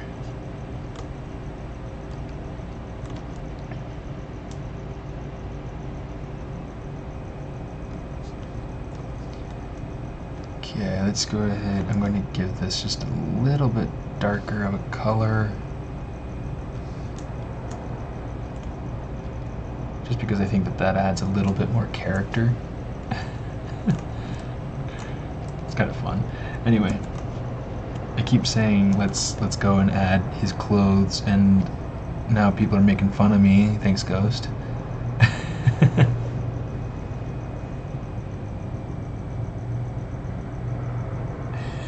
Spiders, man. That just sounds bad. A ver, not that. This right here. This is what I need, and I need to hit save. Okay, here we go. Here we go. Here's what we do. This is the way that I go about adding clothes. Okay. I do love Batman. And Flash is pretty fun. I don't know that I like him as a comic character. I enjoyed the series though that they put out on Netflix or on the Warner stuff. I don't know, wherever they released it. I feel like he was well written. He was well cast. I really just enjoyed the series. Super fun. What perspective do I use for 3D printing? Orthographic. I turn off perspective. If I'm sculpting, I'll go through and I'll have perspective turned on. I'll even come over here and I'll change between different aspect ratios. But it's not really a huge deal to me. It's just whatever I need in the moment to be able to figure out form and shape and things like that. So right now, perspective is kind of hurting me, so I just turn it off, and I can come in here and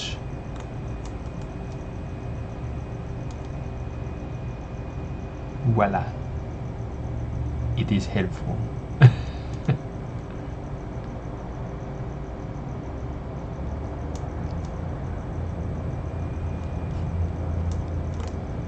Yeah, cool. Okay, clothing. Here's how I add clothing before I forget and stuff. Okay, so subtool. We're going to go in here. I'm going to say append. I just need to get something at the end. It doesn't matter what it is. I just need to have something. So we're going to start with this star. I'm going to hit initialize, and we'll just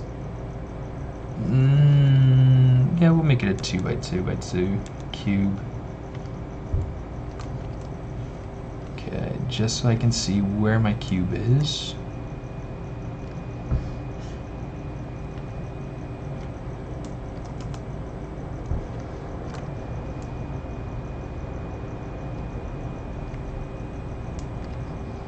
Where is it?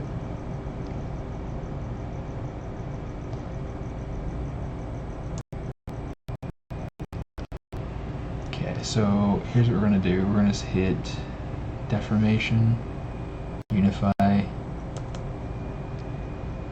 Okay, so that's where it is in relation to our character. So we're going to bring it up. Just going to set it kind of like right in the middle of his belly button area there. And we're going to make it big enough to see. I'm going to start by blocking in his pants because it's not socially unacceptable for a man to be around without a shirt. So, orthographic is good for me in being able to determine if surfaces, like especially on the ground side of things, if those are flat, helps me to check the silhouette. I don't know, different things. So, but I turn it on and off. It depends on what it is, what site I'm looking at. Yeah, exactly like what Rethon's saying. Yeah, Rethon's good at stuff. Is there a way I can distort a model to match how it looked in perspective? I would take a lot of sculpting. You could sculpt it so that it looks like it's in perspective when it's really in orthographic. That'd be interesting. I could see you doing something like that.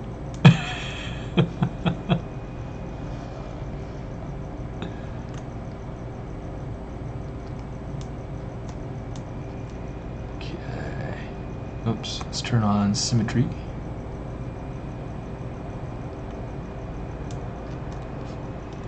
One of the things I'm going to do, I'm going to come in here and let's just get rid of that.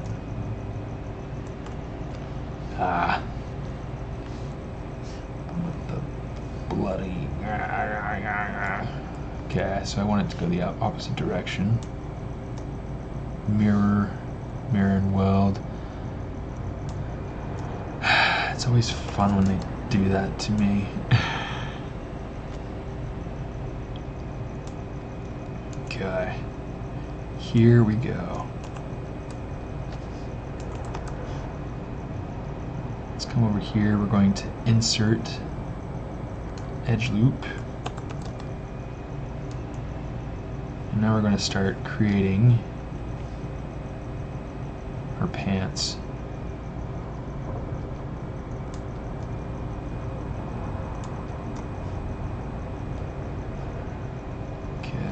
What I'm wanting to do, and this is just kind of a quick and simple solution, but what I'm wanting to do is I'm wanting to create 2 sets of 4. So 1 set of 4 on either side, so we can keep track of it. That white polygon right there, the white polygroup, that's the area that I want to have as the pant leg. So what I'm going to do is I'm going to go ahead, I'm going to say extrude. I can keep it at a single poly because that's how this poly group works. Okay. Now I can just kind of drag that down until it's about to where I want it.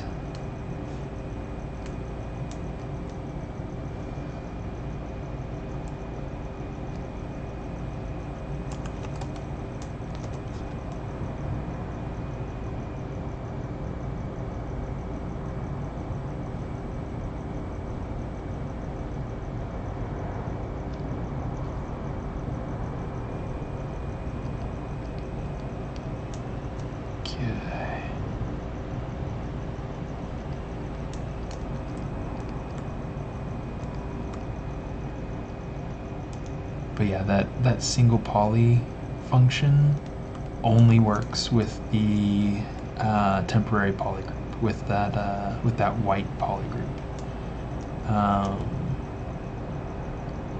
So it's a great tool, but it's definitely something to watch out for. It's not going to work with everything.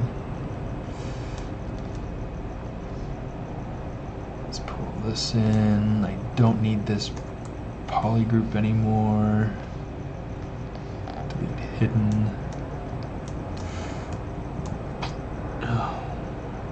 Pattern.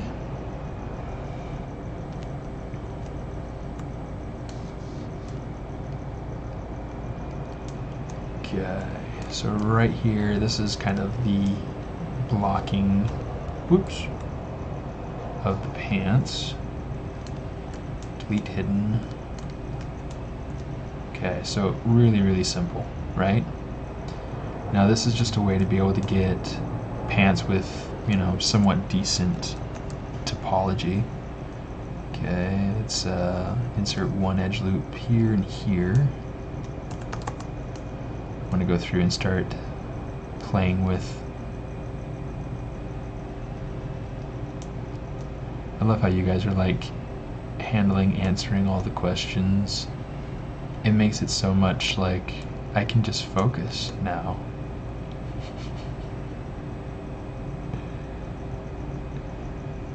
Holy crap.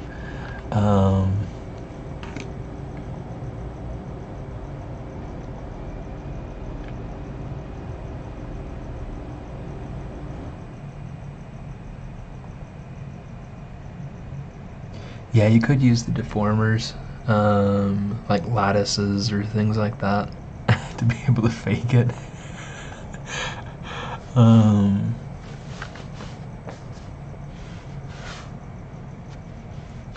Yeah, the anatomy tools presentation is awesome, and using using a focal length that matches the human eye pretty closely, it's helpful because it helps you to feel more like you're working on a tangible, real-world sort of object. But yeah, difference between Extrude and Cue Mesh. So Cue Mesh is kind of special in that it'll weld vertices together. So if you're extruding out, it gets kind of messy sometimes.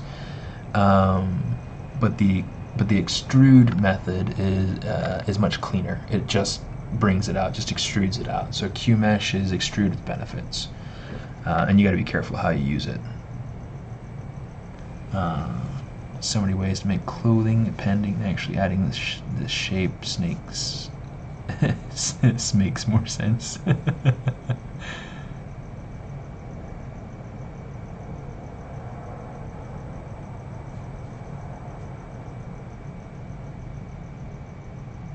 Yeah.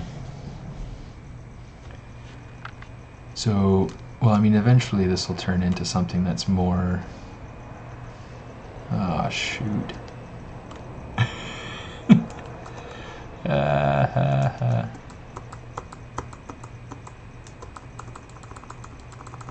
Okay. So here's what I need to do. Bridge edges.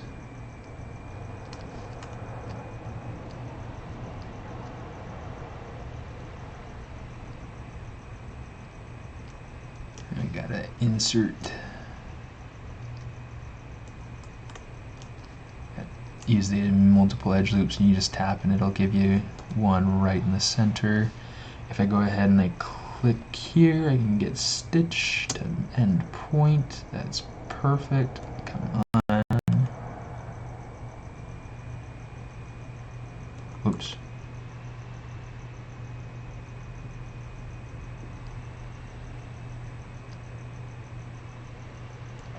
There we go.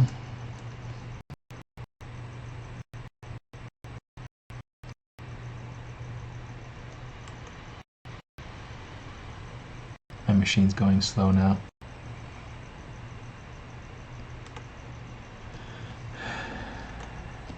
Yeah, so what I could do and what I'd like to do for the shirt is like what you're talking about, Blue Moon. So you were talking about going through. I'll go through and I'll do it this way because this will be much simpler. Control Shift D. I'm just going to duplicate my mesh, and now I just need to get rid of pieces that don't belong to the shirt. Okay, so we'll just get rid of those. We don't need any of these.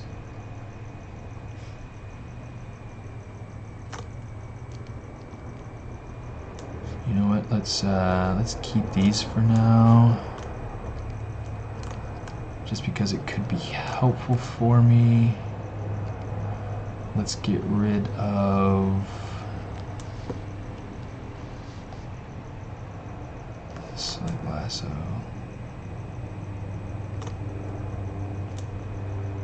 Let's get rid of these guys right here.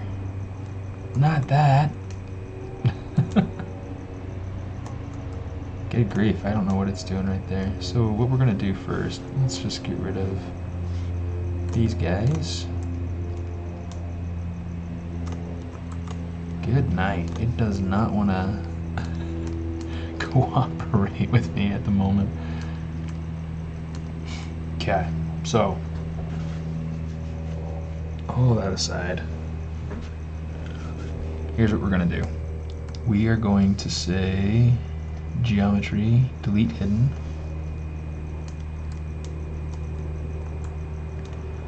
Let's say delete higher and then delete hidden. That might actually be what's causing our issues in hiding. Maybe it's not.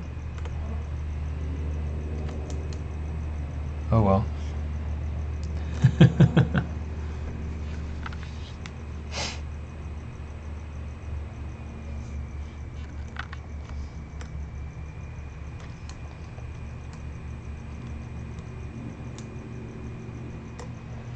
Let's delete hidden. Okay.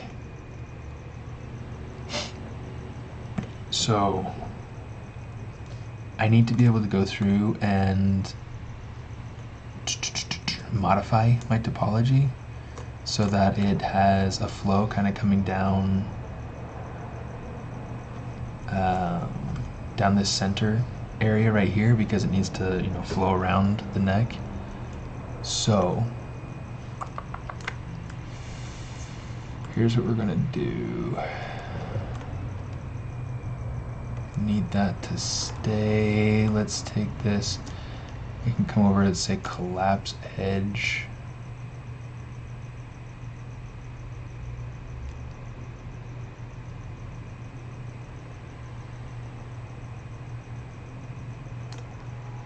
Let's see.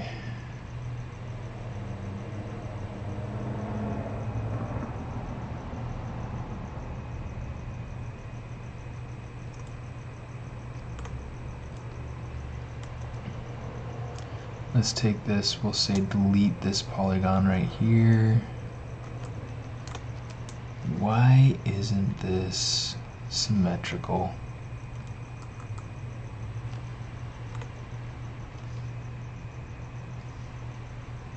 Oh, nerds.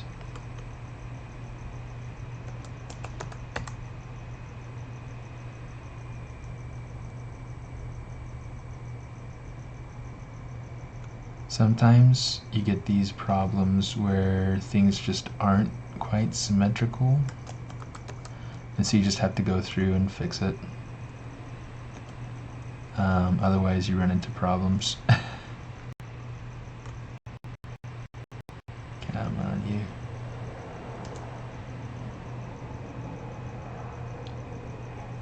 Here, let's just stitch. Does that work? Okay. And then we just want to delete that.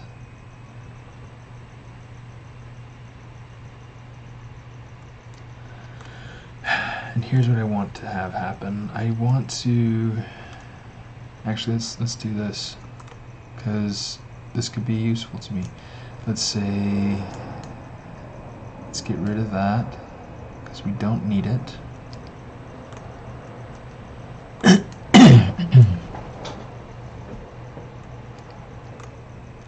Those other parts are fine. Let's change to slide, just for the sake of being able to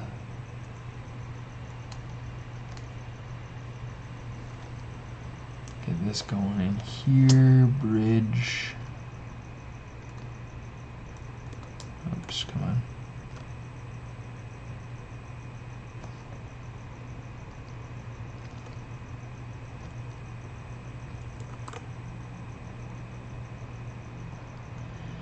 Okay, so what I want to do here, this is where I want to go through and make sure that my pieces keep going around.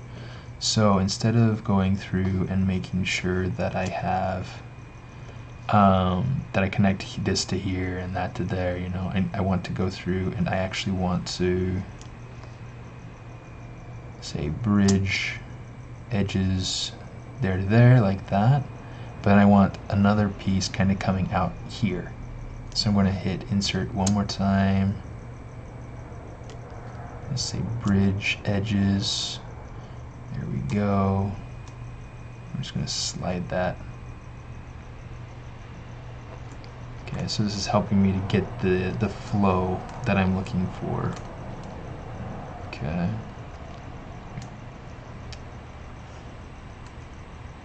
we're going to, yeah, let's just hit delete. That's fine.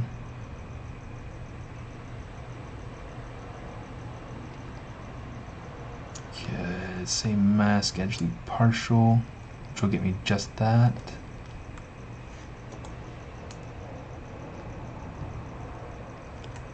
Let's get this to the middle, just kind of scale it in, and I'm just trying to look for a way to be able to get this so that it can connect smoothly with the rest of the shirt. We'll then have to go through and kind of modify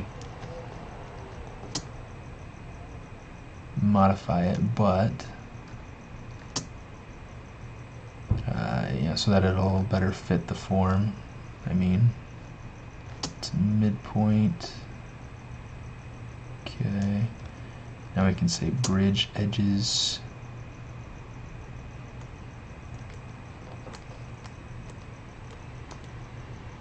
Alright.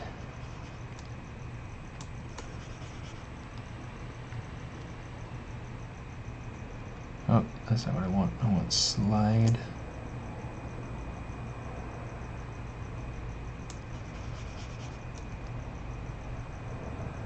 Okay.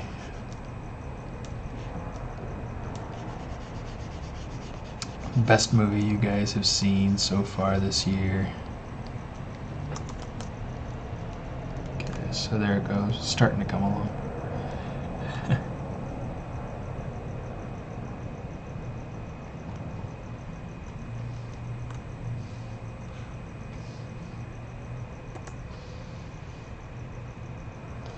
Let's come over here, color. Come on, color, fill object. Actually, let's use the same color as the shirt, and we're just going to use inflate.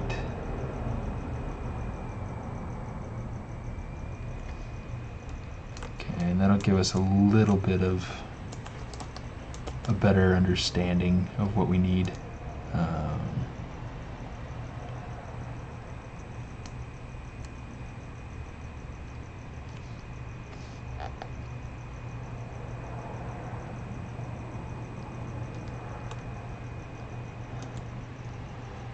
Nice big brush to kind of move this around.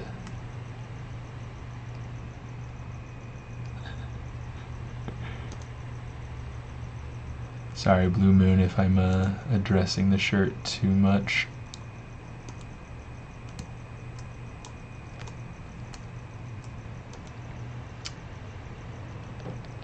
But yes, you're right. And you can very easily go through and you can kind of use the body to generate those sorts of pieces. Let's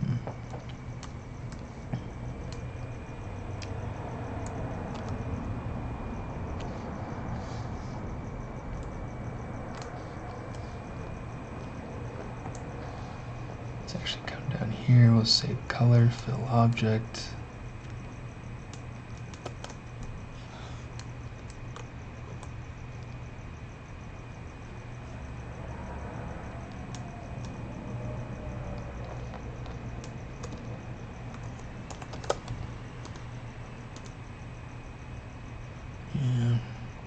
A lot of my personal technique kind of comes from the idea of box modeling.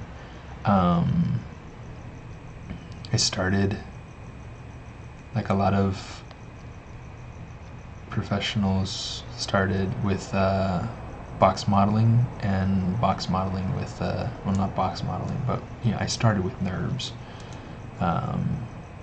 which is a very terrible method of modeling, except that, you know, there are some really cool things that you can do with NURBS. They're not geometry, so they work under different restraints.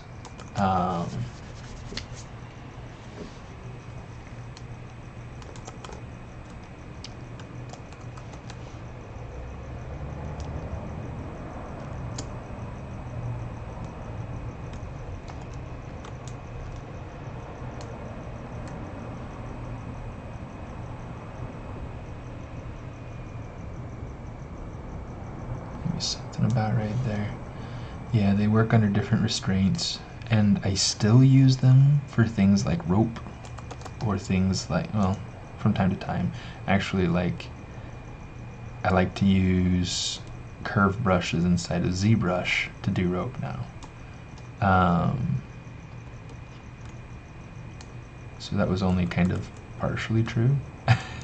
Sorry.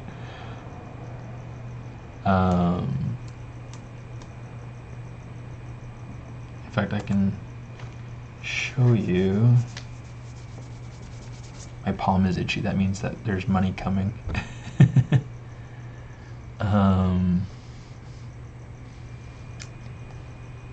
ZBrush, must-haves, brushes, SMA rope. Okay, so there's this rope brush that I made actually as part of work, so that I could use it on different props and things. And it's been really, really helpful. So I super recommend. In fact, I don't remember if I have it up on my Gumroad or anything like that. If I don't have it on my Gumroad, I might go up and put it up.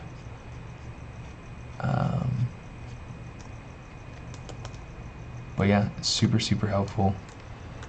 So, you know, I recommend everybody having their go-to rope brushes, curved brushes.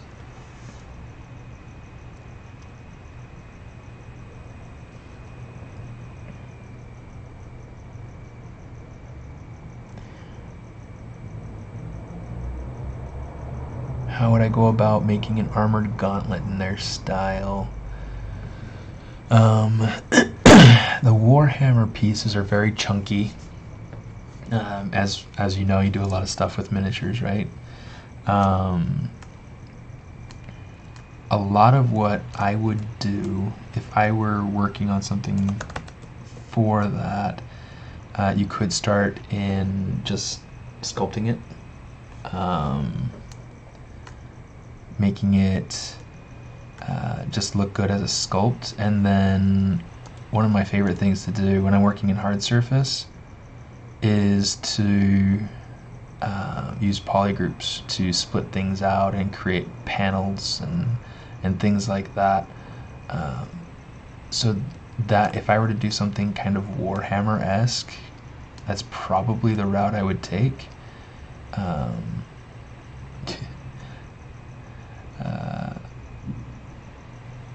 don't know, what kind of approach would you take with it, Rethon?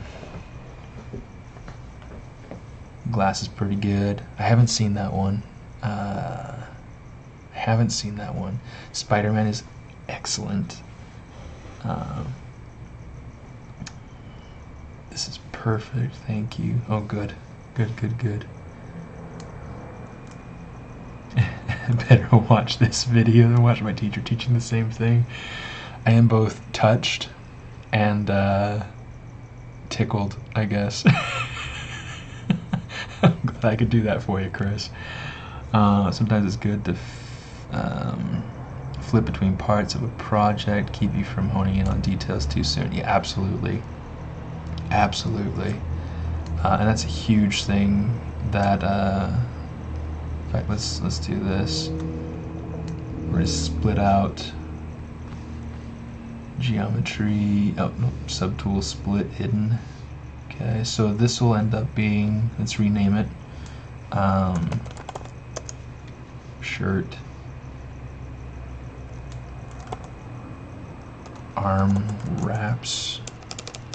Let's do camel case. That's what they call it at Disney anyway. I don't know what everybody else calls it, but camel case, where you get like the capital letters periodically throughout the name of the object.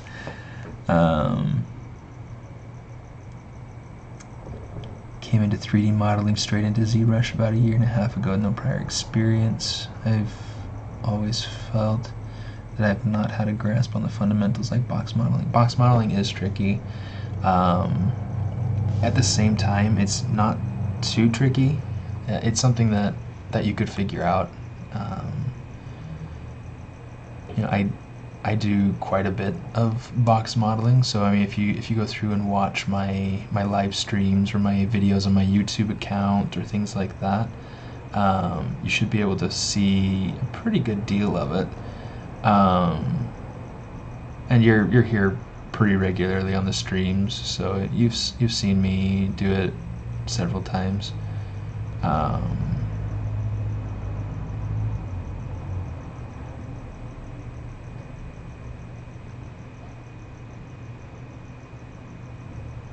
Okay, but yeah, so box modeling is one of those things. It's more a collection of principles than anything. It's like with box modeling, I mean, it gets its name from, like, literally, like if you were to start from a cube, and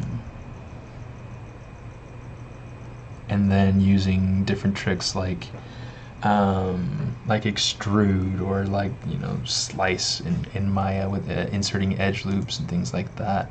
And the other reason for its name is because you want to end up with quads. And if you look at this mesh, every face, every polygonal surface on this mesh has a 4-sided polygon. Now that allows us to have edge loops that'll go and it'll follow the curves of, you know, going from one side to the other of each. Save your work. Thank you. Oh, you guys are fantastic. Replace it, yes.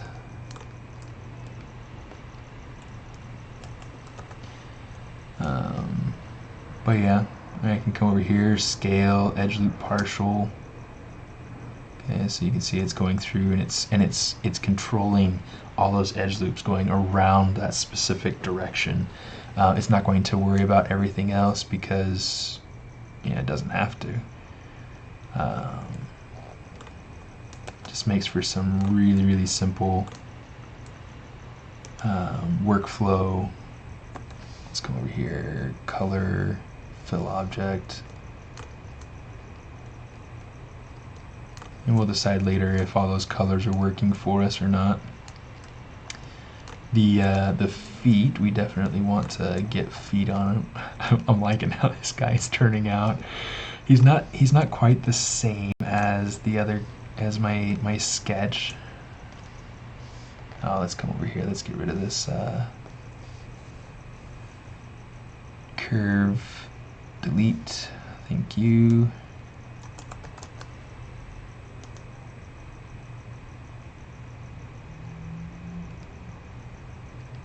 Let's just see if we can kind of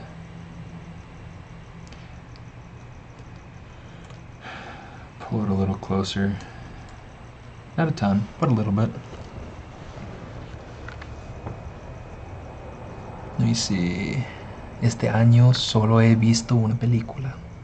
No puedo decir cuál es la mejor que he visto este año. ¿Cuáles has visto? I'm trying to block out around a low quality 3D scan of a model. That's cool. I think that's a great way to be able to work. Some people in your class saw How to Train Your Dragon. That's good. I got the chance to work on that one. So you know, if you sit through the credits at the end, my name's in there. Yeah, he's not as cheeky as the one in the sketch. I'm hoping that once I go through and start, he's not as blocky either. Once I start, this will be a little bit better.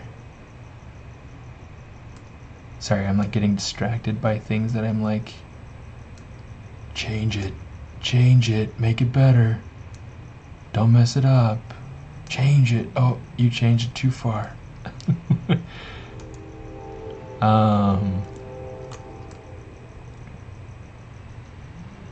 What was I saying? So, change it. Yeah, not as cheeky. So I'm hoping that I can kind of bring some of that character into him when I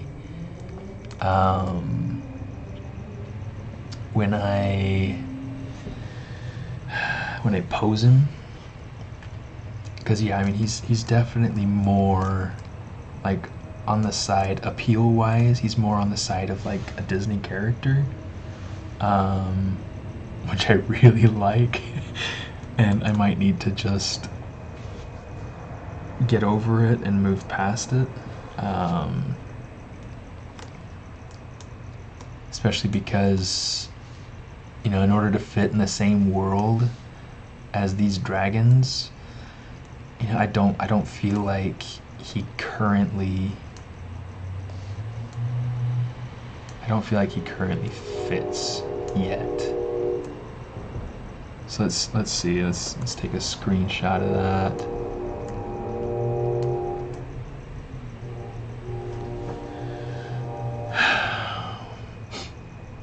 Now, one of the things that I could do is I could take, you know, I could leave the character where he is, and I could swing the dragon a little bit closer, and I could do that through the eyes. And I think that if I were to do just the eyes, I think that might give me enough of the changes to be able to kind of unify things. Yeah, I'm going to need to break symmetry for that shirt. It'd be cool to go through and get him rigged, but I don't think I'll get him rigged. I need to learn rigging.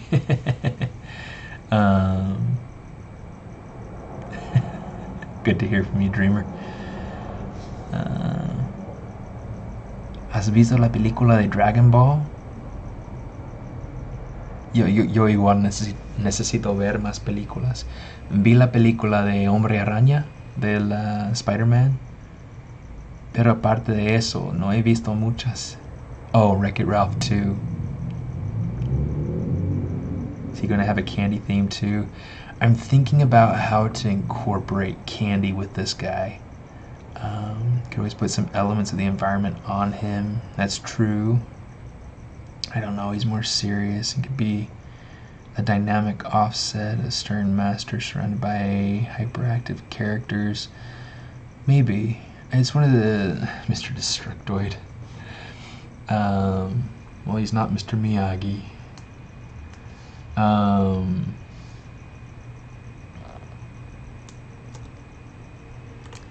That's just kind of one of the tricky things about developing things that are supposed to go together. It's a challenging thing in the production environment too. This isn't something that's unique to me and my project, and you know, somebody working on a project by themselves. This is something that happens in production as well, where you need to worry about getting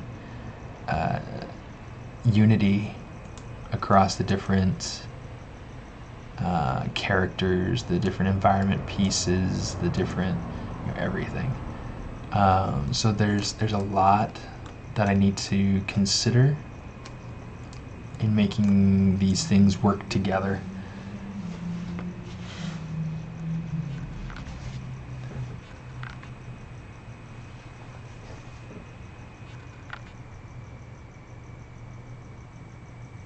He's so old, the sugar does nothing to him anymore. Put the opposite of candy in him. So Blue Moon, what do you think opposite of candy would mean? Licorice rat tail with a little bow. Licorice rat tail. That's not one that I'm familiar with. Candy cane fishing rod. Candy. Yeah, one of the things that I was thinking is, like, he's got this this stick over his shoulder to be able to hold onto the kite. I don't know if you guys are familiar with them, but around here there are a lot of Pocky sticks. and it's a very common treat to kind of give kids. I think it's a Japanese cookie. I like them. They're pretty nice. It's a simple one. It's not overbearingly sweet, so it's kind of nice.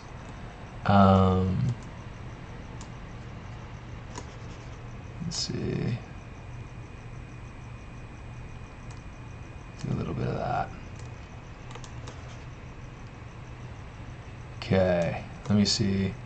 With this, I want him to have a belt kind of coming around here, so let's kind of take this edge loop down.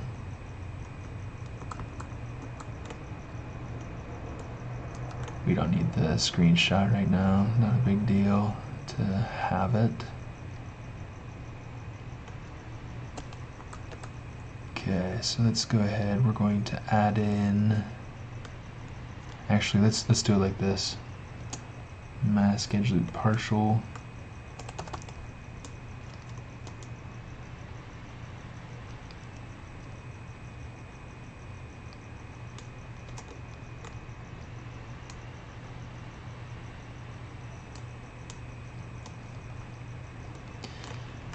Now, because of the way that he's standing, he's going to have a bit more bunching on his shirt in the back than he would in the front, because he's getting kind of like this. You see, it's kind of like this area of compression here in the back, where he's getting an area of stretching in the front. So here's what I'm going to do. Let's come over here, let's say,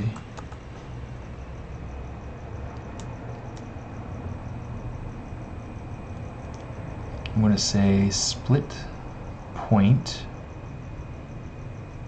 I'm going to say triangulate center. Yeah, sure, crease ring, that's fine. And we'll just make this nice little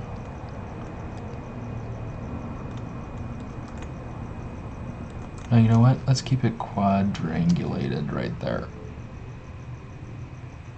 It just makes it a little bit nicer. Okay. I'm just getting rid of some of these things. What we're going to do is we're going to say bevel. And we're just going to bridge. So if you can see what I'm doing, raise your hand. Just kidding. I couldn't tell if you were raising your hand anyway. By doing that, I'm able to go through and create this. Ooh, that's interesting.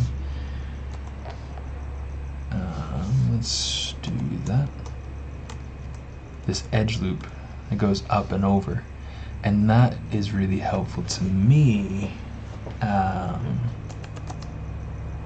because it'll help me to better control the shape of the top of the, separation there.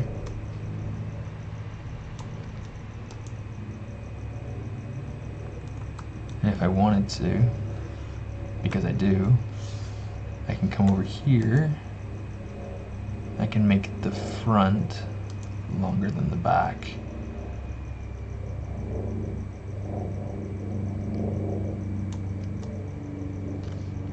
Okay, turn off solo. Solo! I don't speak Hadís, but I do know that one word.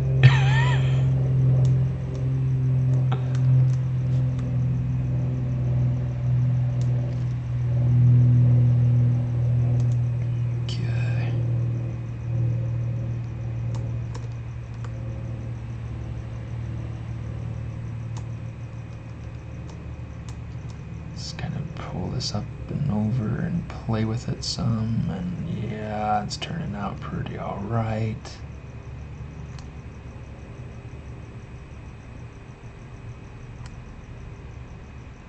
Now you notice that I'm keeping things one-sided right now.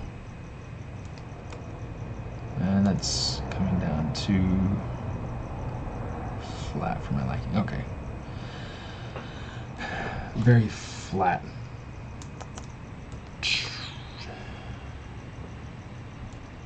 You know what?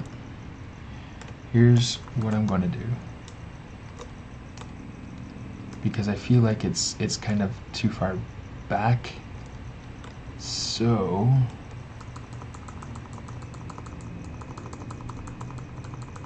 undo. This is where your hands just start to get really, really tired.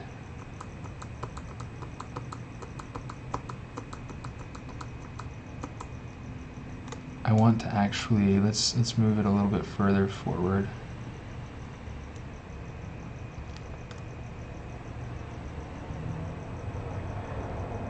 Yeah, I know. I can hear some of you hurting.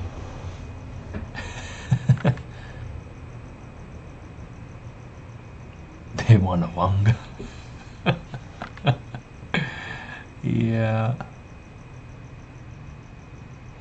Old people do love hard candy, so that is a really excellent option, actually. Might have to definitely use that. Hey, thanks for coming in and hanging out with us today. Good to see you, Rethon. See you around.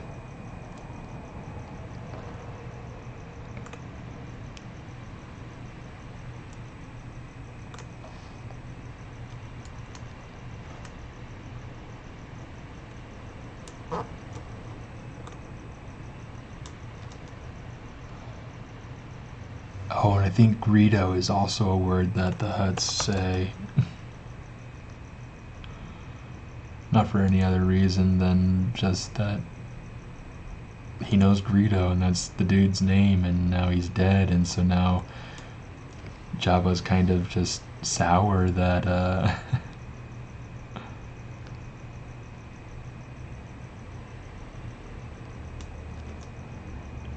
that Han shot him dead.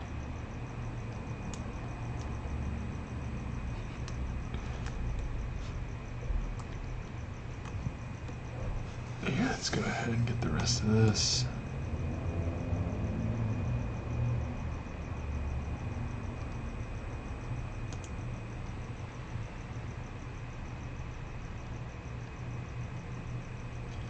Okay, right now I'm trying to keep everything kind of symmetrical for the moment.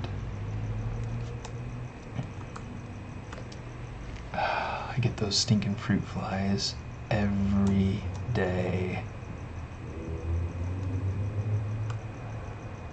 Blech.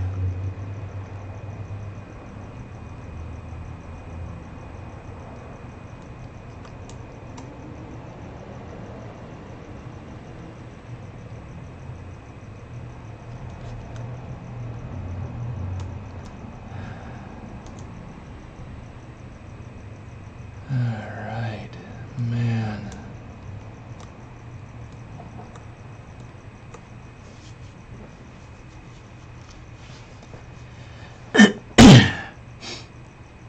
Okay, so Glyph Tech. Funny fact, in the original Star Wars, like before they went through and digitally remastered it so that Han did shoot first, Greedo shot first and super missed. So it's even funnier.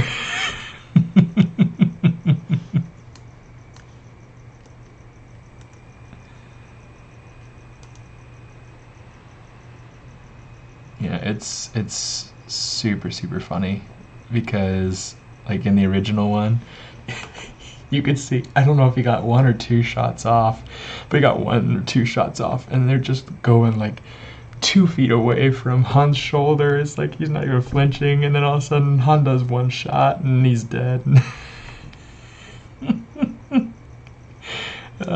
I shouldn't be laughing that much about somebody dying, but stinking bounty hunter totally had it coming to him.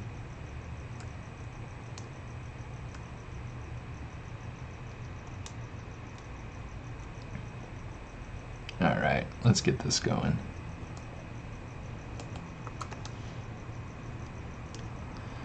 We're going to say mask edge loop partial.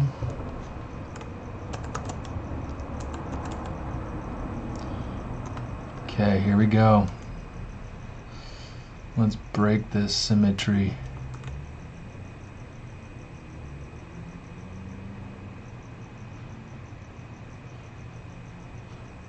There we go.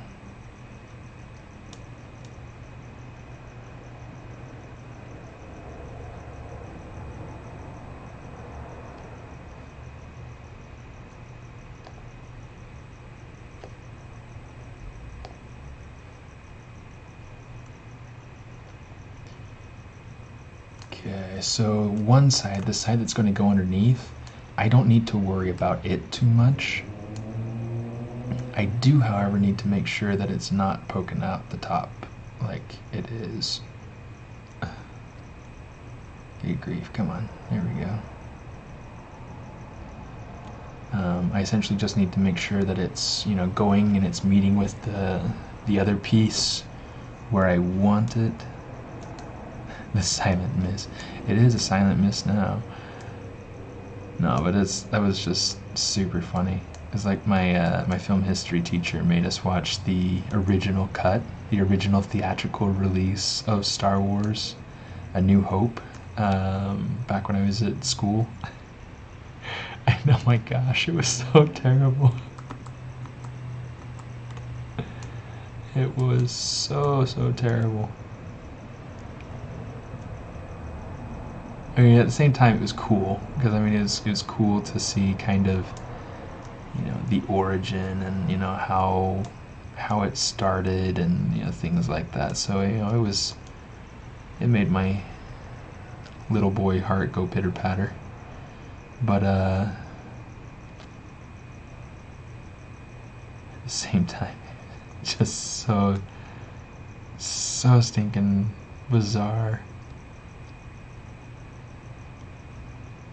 Not nearly as bizarre as some of the remaster edits that have been made, but still pretty stinking bizarre.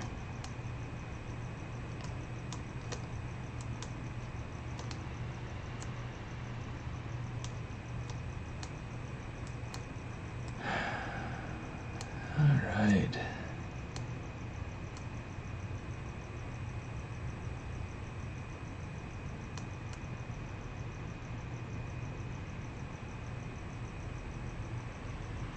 I might have it backwards, I don't remember. I mean, it's been a long time since I've been in school.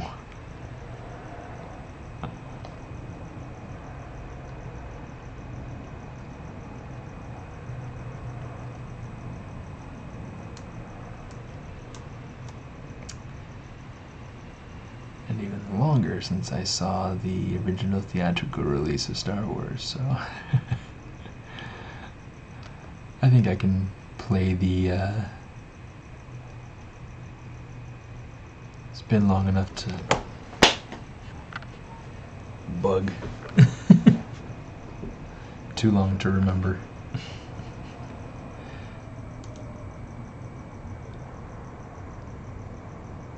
Okay, let's see.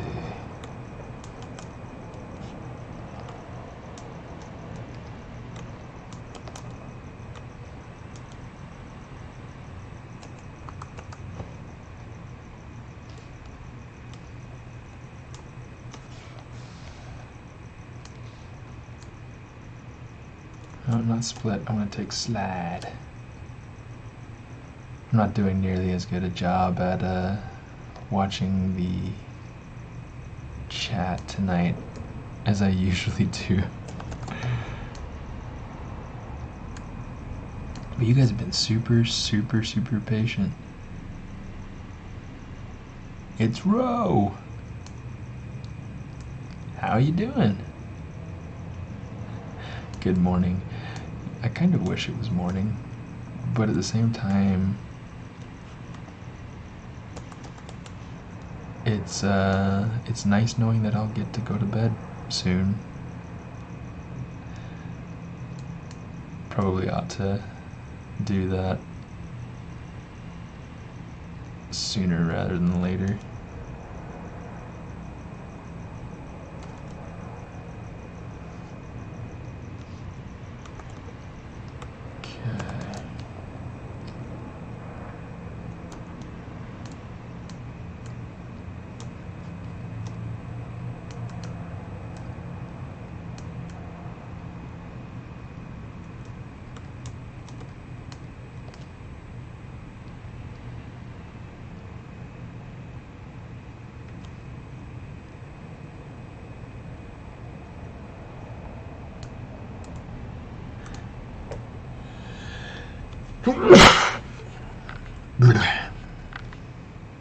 I wish I could sleep again.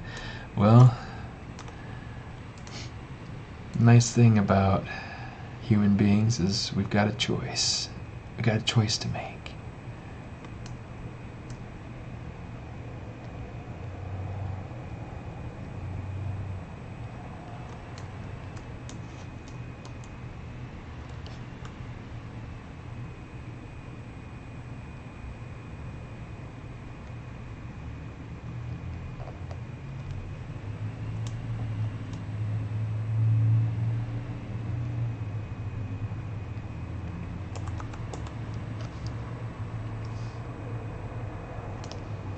However, with the choices we make, we also have consequences, so something to weigh in mind. Something to always bear in mind. Alright.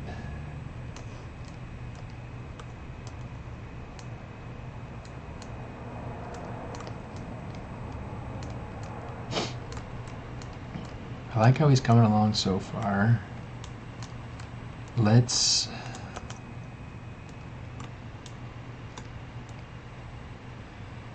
do this. I am going to add a couple of polygroups. Okay, so we're going to polygroup a polyloop. Polygroup island. Okay, and then similar thing, we're going to go polyloop. Hold Alt when you're pressing down, and that'll get you polygroup island.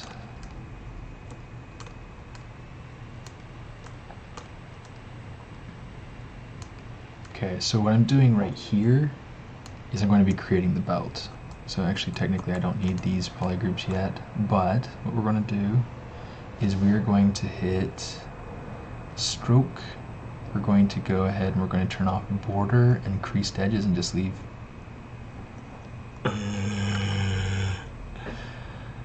It's like I'm trying to hurry.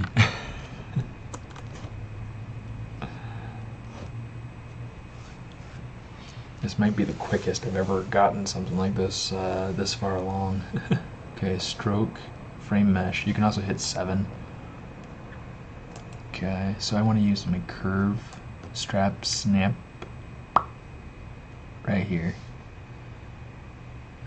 25 might be good. I need to change my brush size down something like that. Let's do this. I want to change curve step up to 1. That's a lot better. Let's make sure symmetry is turned off though.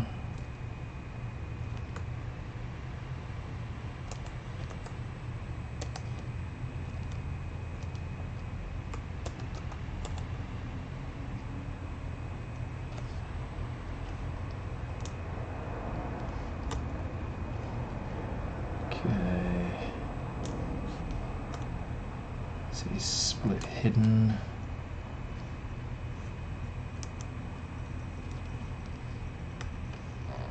With this piece, let's go ahead and we will we'll do this and this.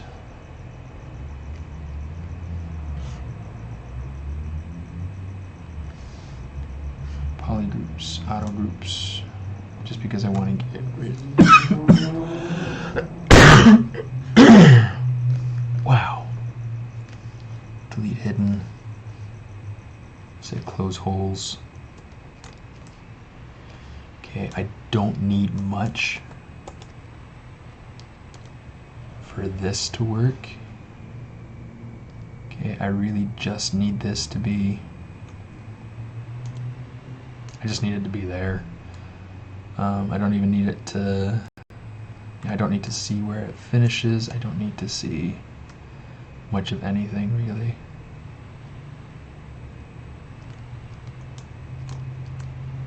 Okay. Now if I wanted to, and I do, I'm just gonna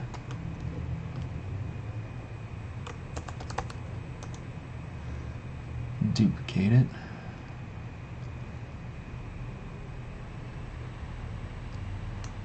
And then I just want to kind of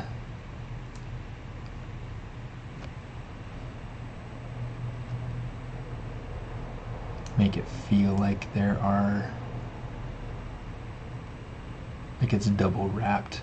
Like when you have your martial arts belt, it wraps around you twice. They're really, really long. Well, I mean, it wrapped around me twice as a kid. Maybe it doesn't anymore. I haven't tried.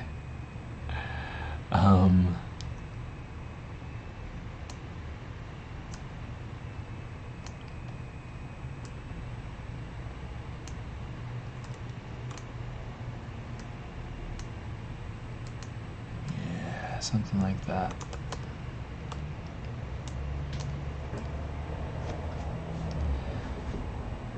It's definitely not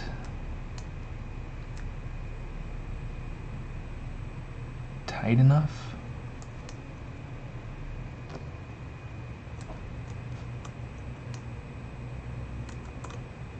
Let's turn on symmetry because we can handle symmetry on this.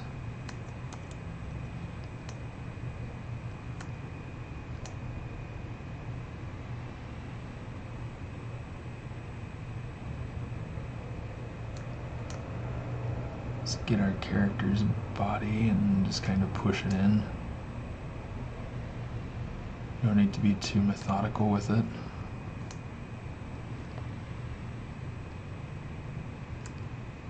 Tuck the pants into the shirt.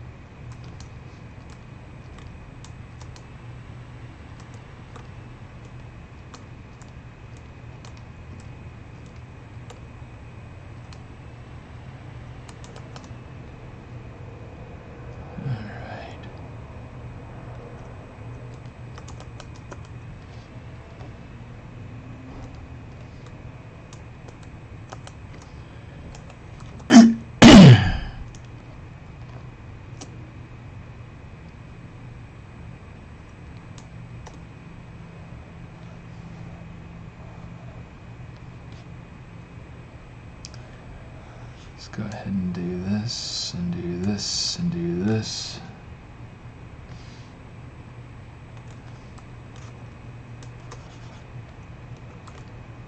Let me see. Let's use inflate a little bit.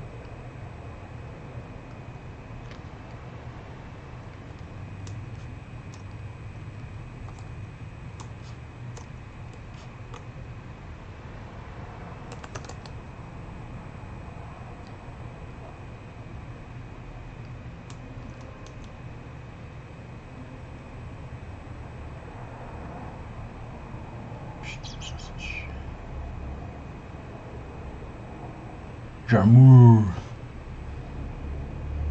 how are you doing?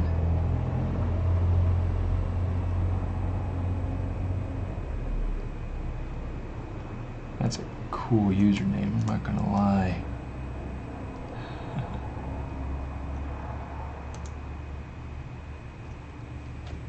What time is it? It's almost 11 o'clock. So really quick, let me see. Let's go back to the well. Let's pull this out real quick first. Go over to my Q cube, and then let's jump to the belt. Let's rename it.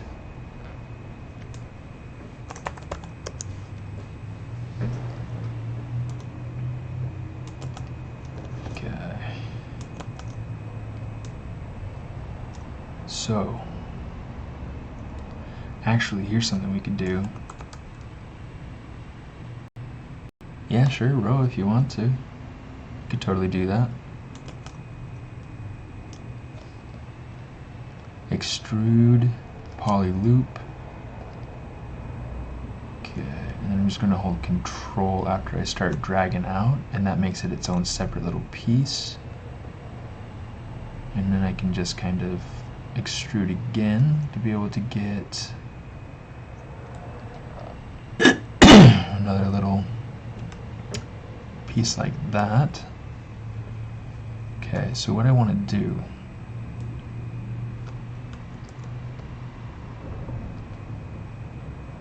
okay, let's invert that, make it its own piece.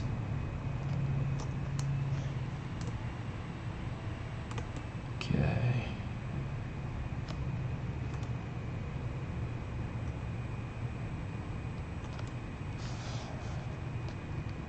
Right now,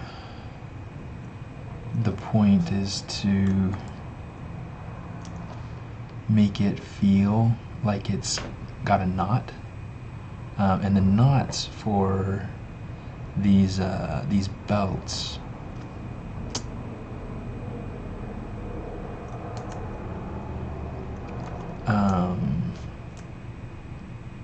they kind of make this arrow.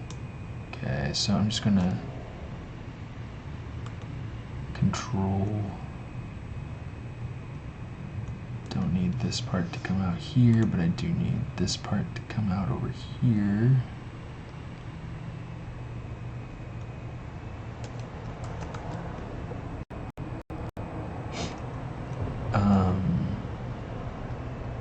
And something that's actually really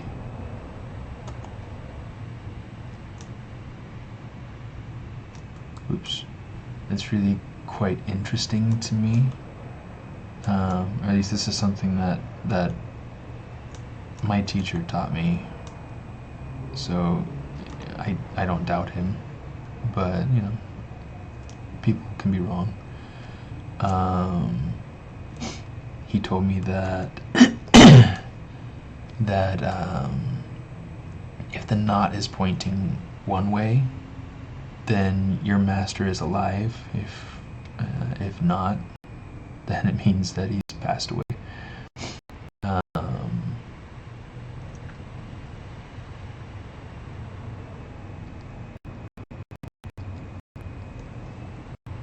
Mine was alive.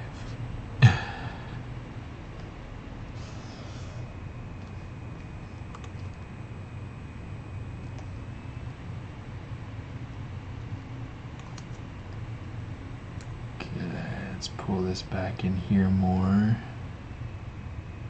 And actually, let's tilt it some.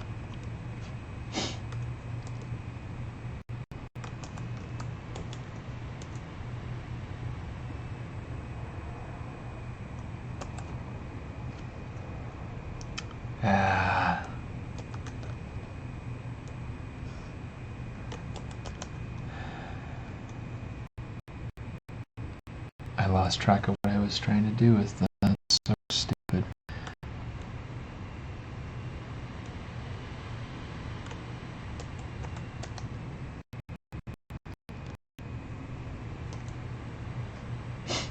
It's always a pain when that happens.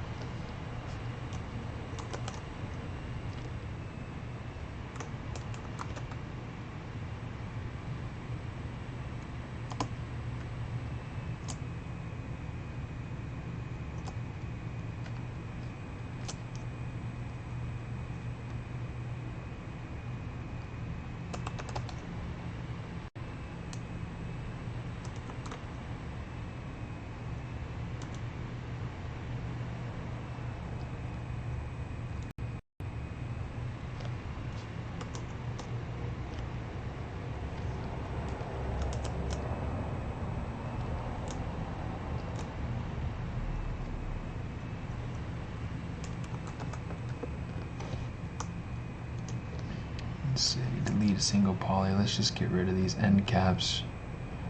I think it's just going to be more helpful to me to not have them if I can get to it.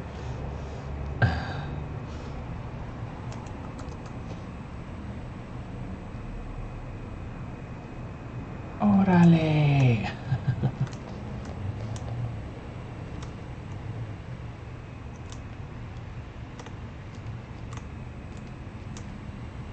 Oh, that's what it was.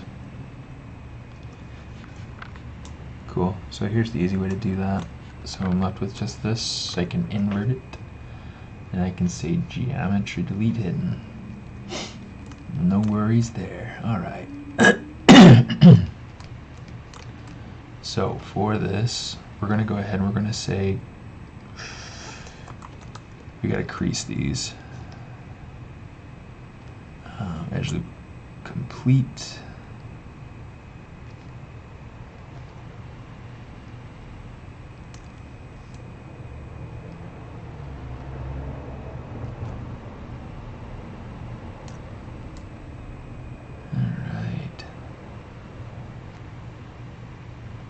Oops.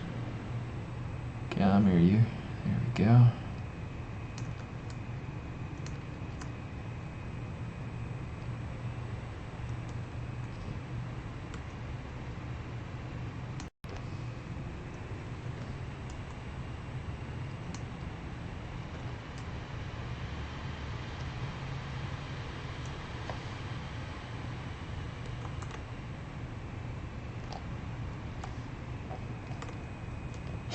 There are a couple of ways that you can go about creasing. It's kind of tricky because you want to make sure that you do get the right edges. Oops. If you get the wrong edges, it give you the wrong shape.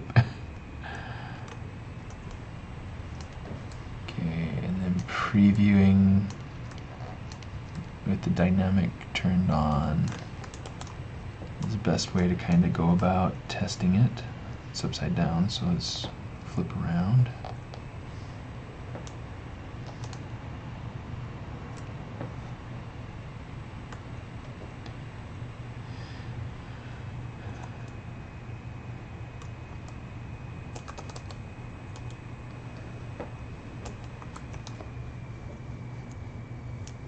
Let's go ahead, hit insert.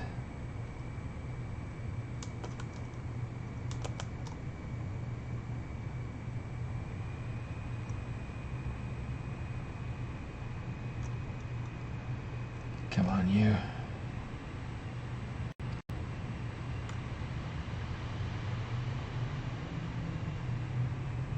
This doesn't want to attach to my... There we go. Sometimes it just takes finding the right loop.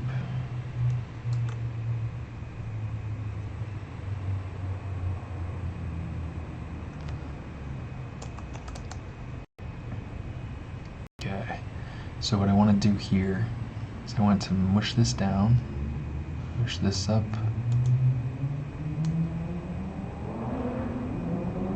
I want to make this feel like it's kind of bending in on itself.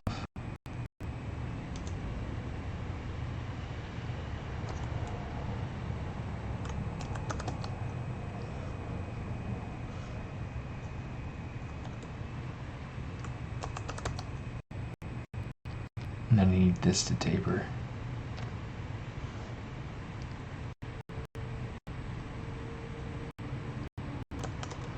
And this helps it to feel more like it's tied rather than...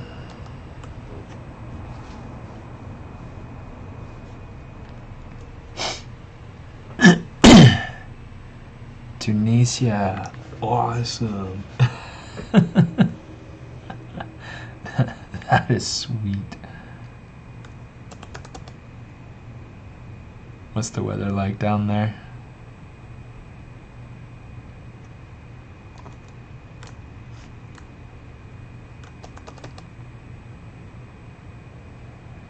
It's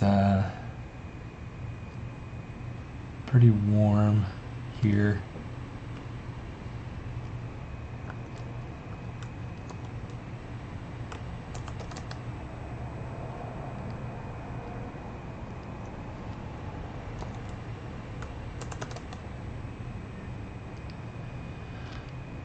I mean, at the same time, I mean, it's not as warm as it could be.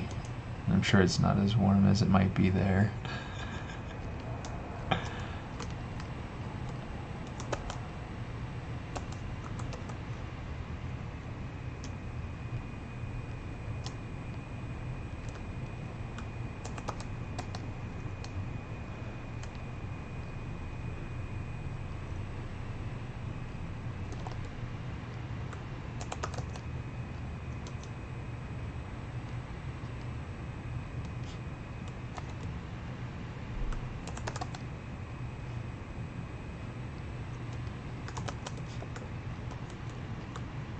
Okay, there we go. Now it's starting to look like a belt.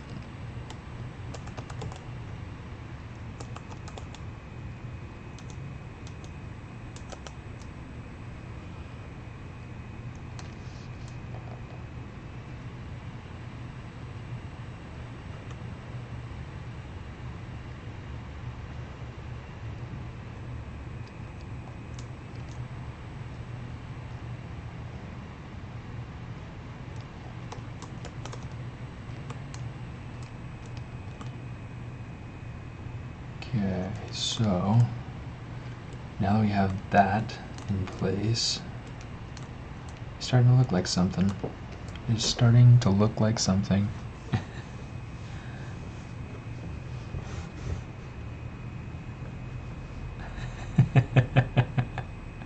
Kind of like a summer in Tatooine, huh? That sounds miserable. Now I'm trying to remember, are you guys in the northern hemisphere or in the southern hemisphere? Bulgaria, that's in the northern hemisphere. It's good to see you, Kolev. But Tunisia, which hemisphere is that? Does that fall around the equator?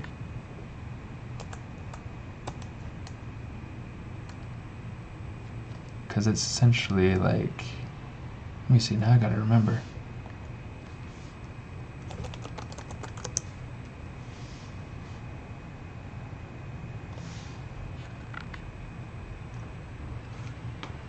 Yeah, that's what I was thinking. It's North Africa. Yeah, just off of the Mediterranean. Man, that's gotta be hot. That has got to be hot. Australia, that's southern hemisphere. How are you doing?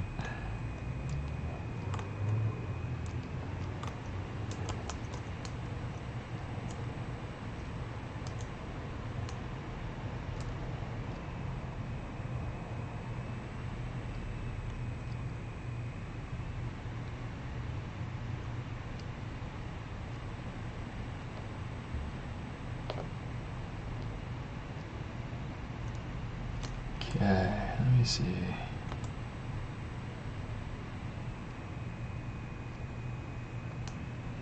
How's everybody doing? What is it that you guys do?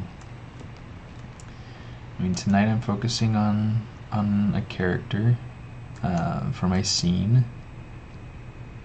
just to be able to get everybody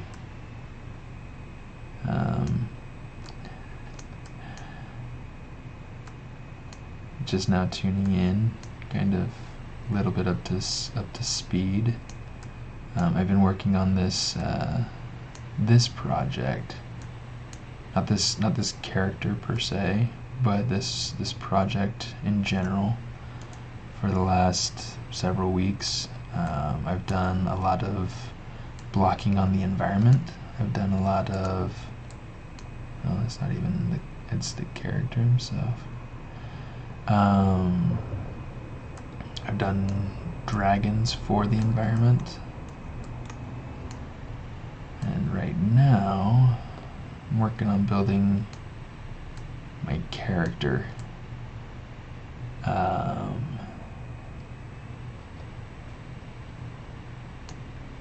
and it has been an absolute blast. I actually need to probably call it a night.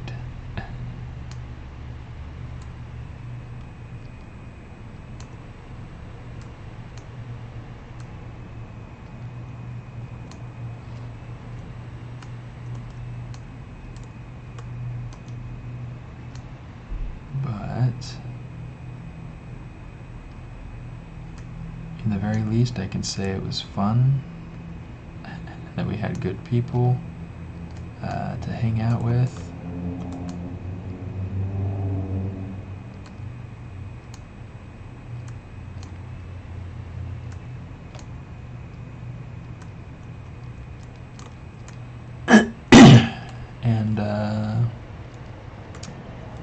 And we are ending with a lot of promise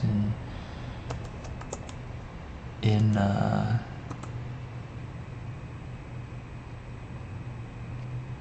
fantastic project. So yeah, hopefully you guys also get opportunities to kind of push forward with your own talent development and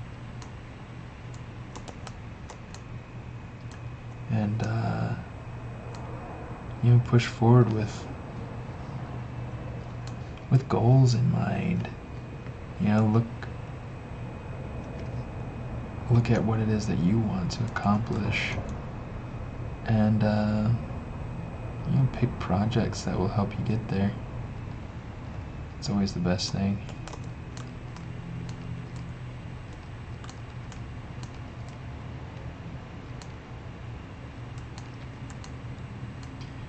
I'm just going to take this, let's see, turn off the ad.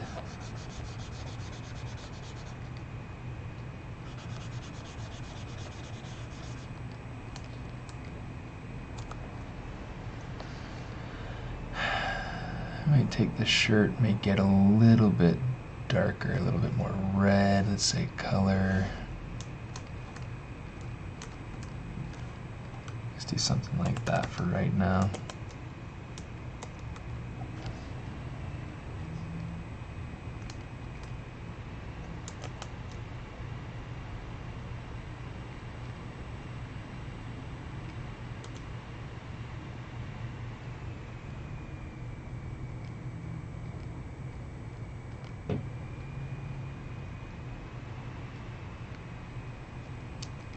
All right.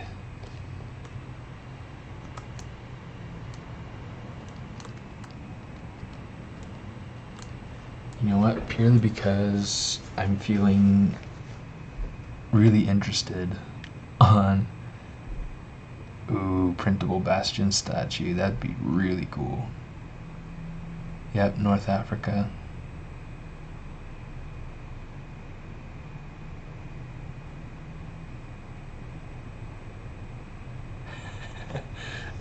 So for real, that's like actual tattooing, like where they filmed Star Wars and stuff.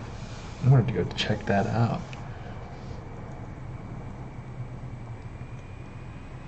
Yeah, someday.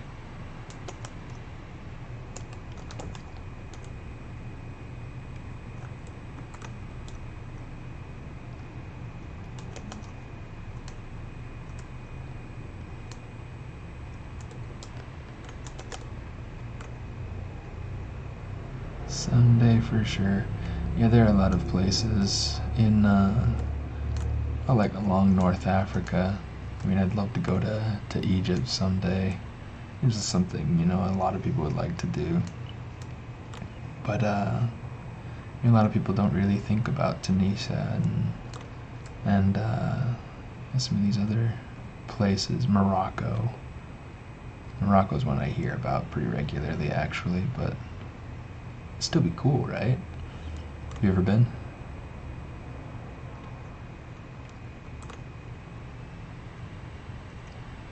Alright, so now that I've got this crease kind of going along the outside here, I want to go through and do the same thing. I want to hit 7 to get the stroke in there.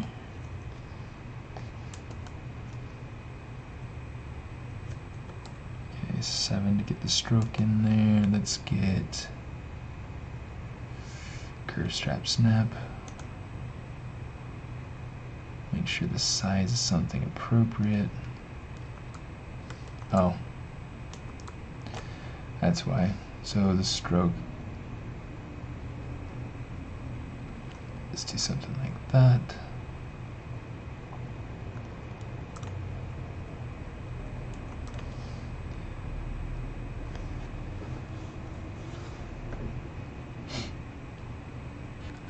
Okay, let me see.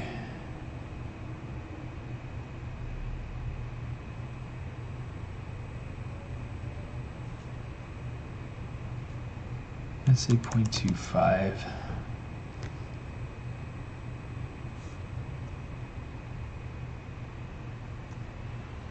That's too much. I'll figure out.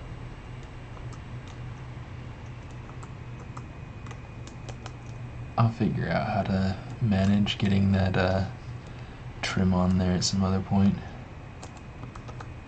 For right now, I'm just going to go ahead and insert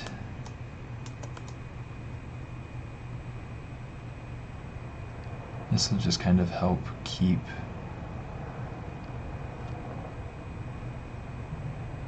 the crisp corner down there on the end.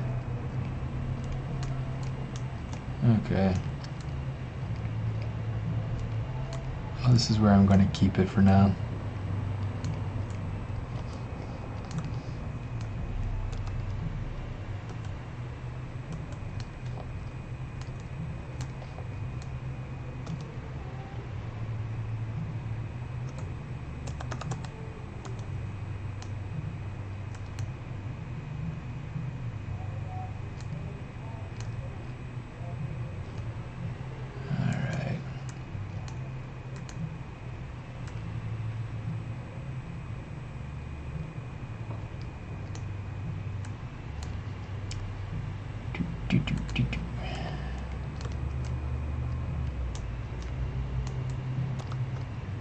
And not that one. Where are the arm wraps? There we go. So we'll call it a night right there.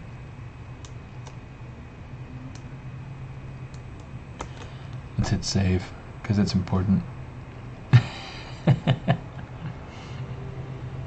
So yeah. Anyway, thanks for coming and hanging out tonight, guys. Every once in a while I get going long enough that it's just a really long night, and I get like caught up really easy in what it is that I'm doing. So apologize if that felt like it went long. It did, but I had fun. So no apologies. Anyway, thanks for coming and hanging out with me, and yeah, we will. Yeah, I'll probably try to sit down and finish this character up, and then next week we can go through and we can pose him up and pose up the other dragon, and then the week after that we'll keep working on the actual environment piece. I just feel like having the characters in there will help, so that makes it a little bit easier to decide and make other decisions on the environment. Anyway, thanks for coming and hanging out, and I will see you around. I'll be around every Wednesday, same time, 8 o'clock Pacific time, and kind of just running until I can't run anymore.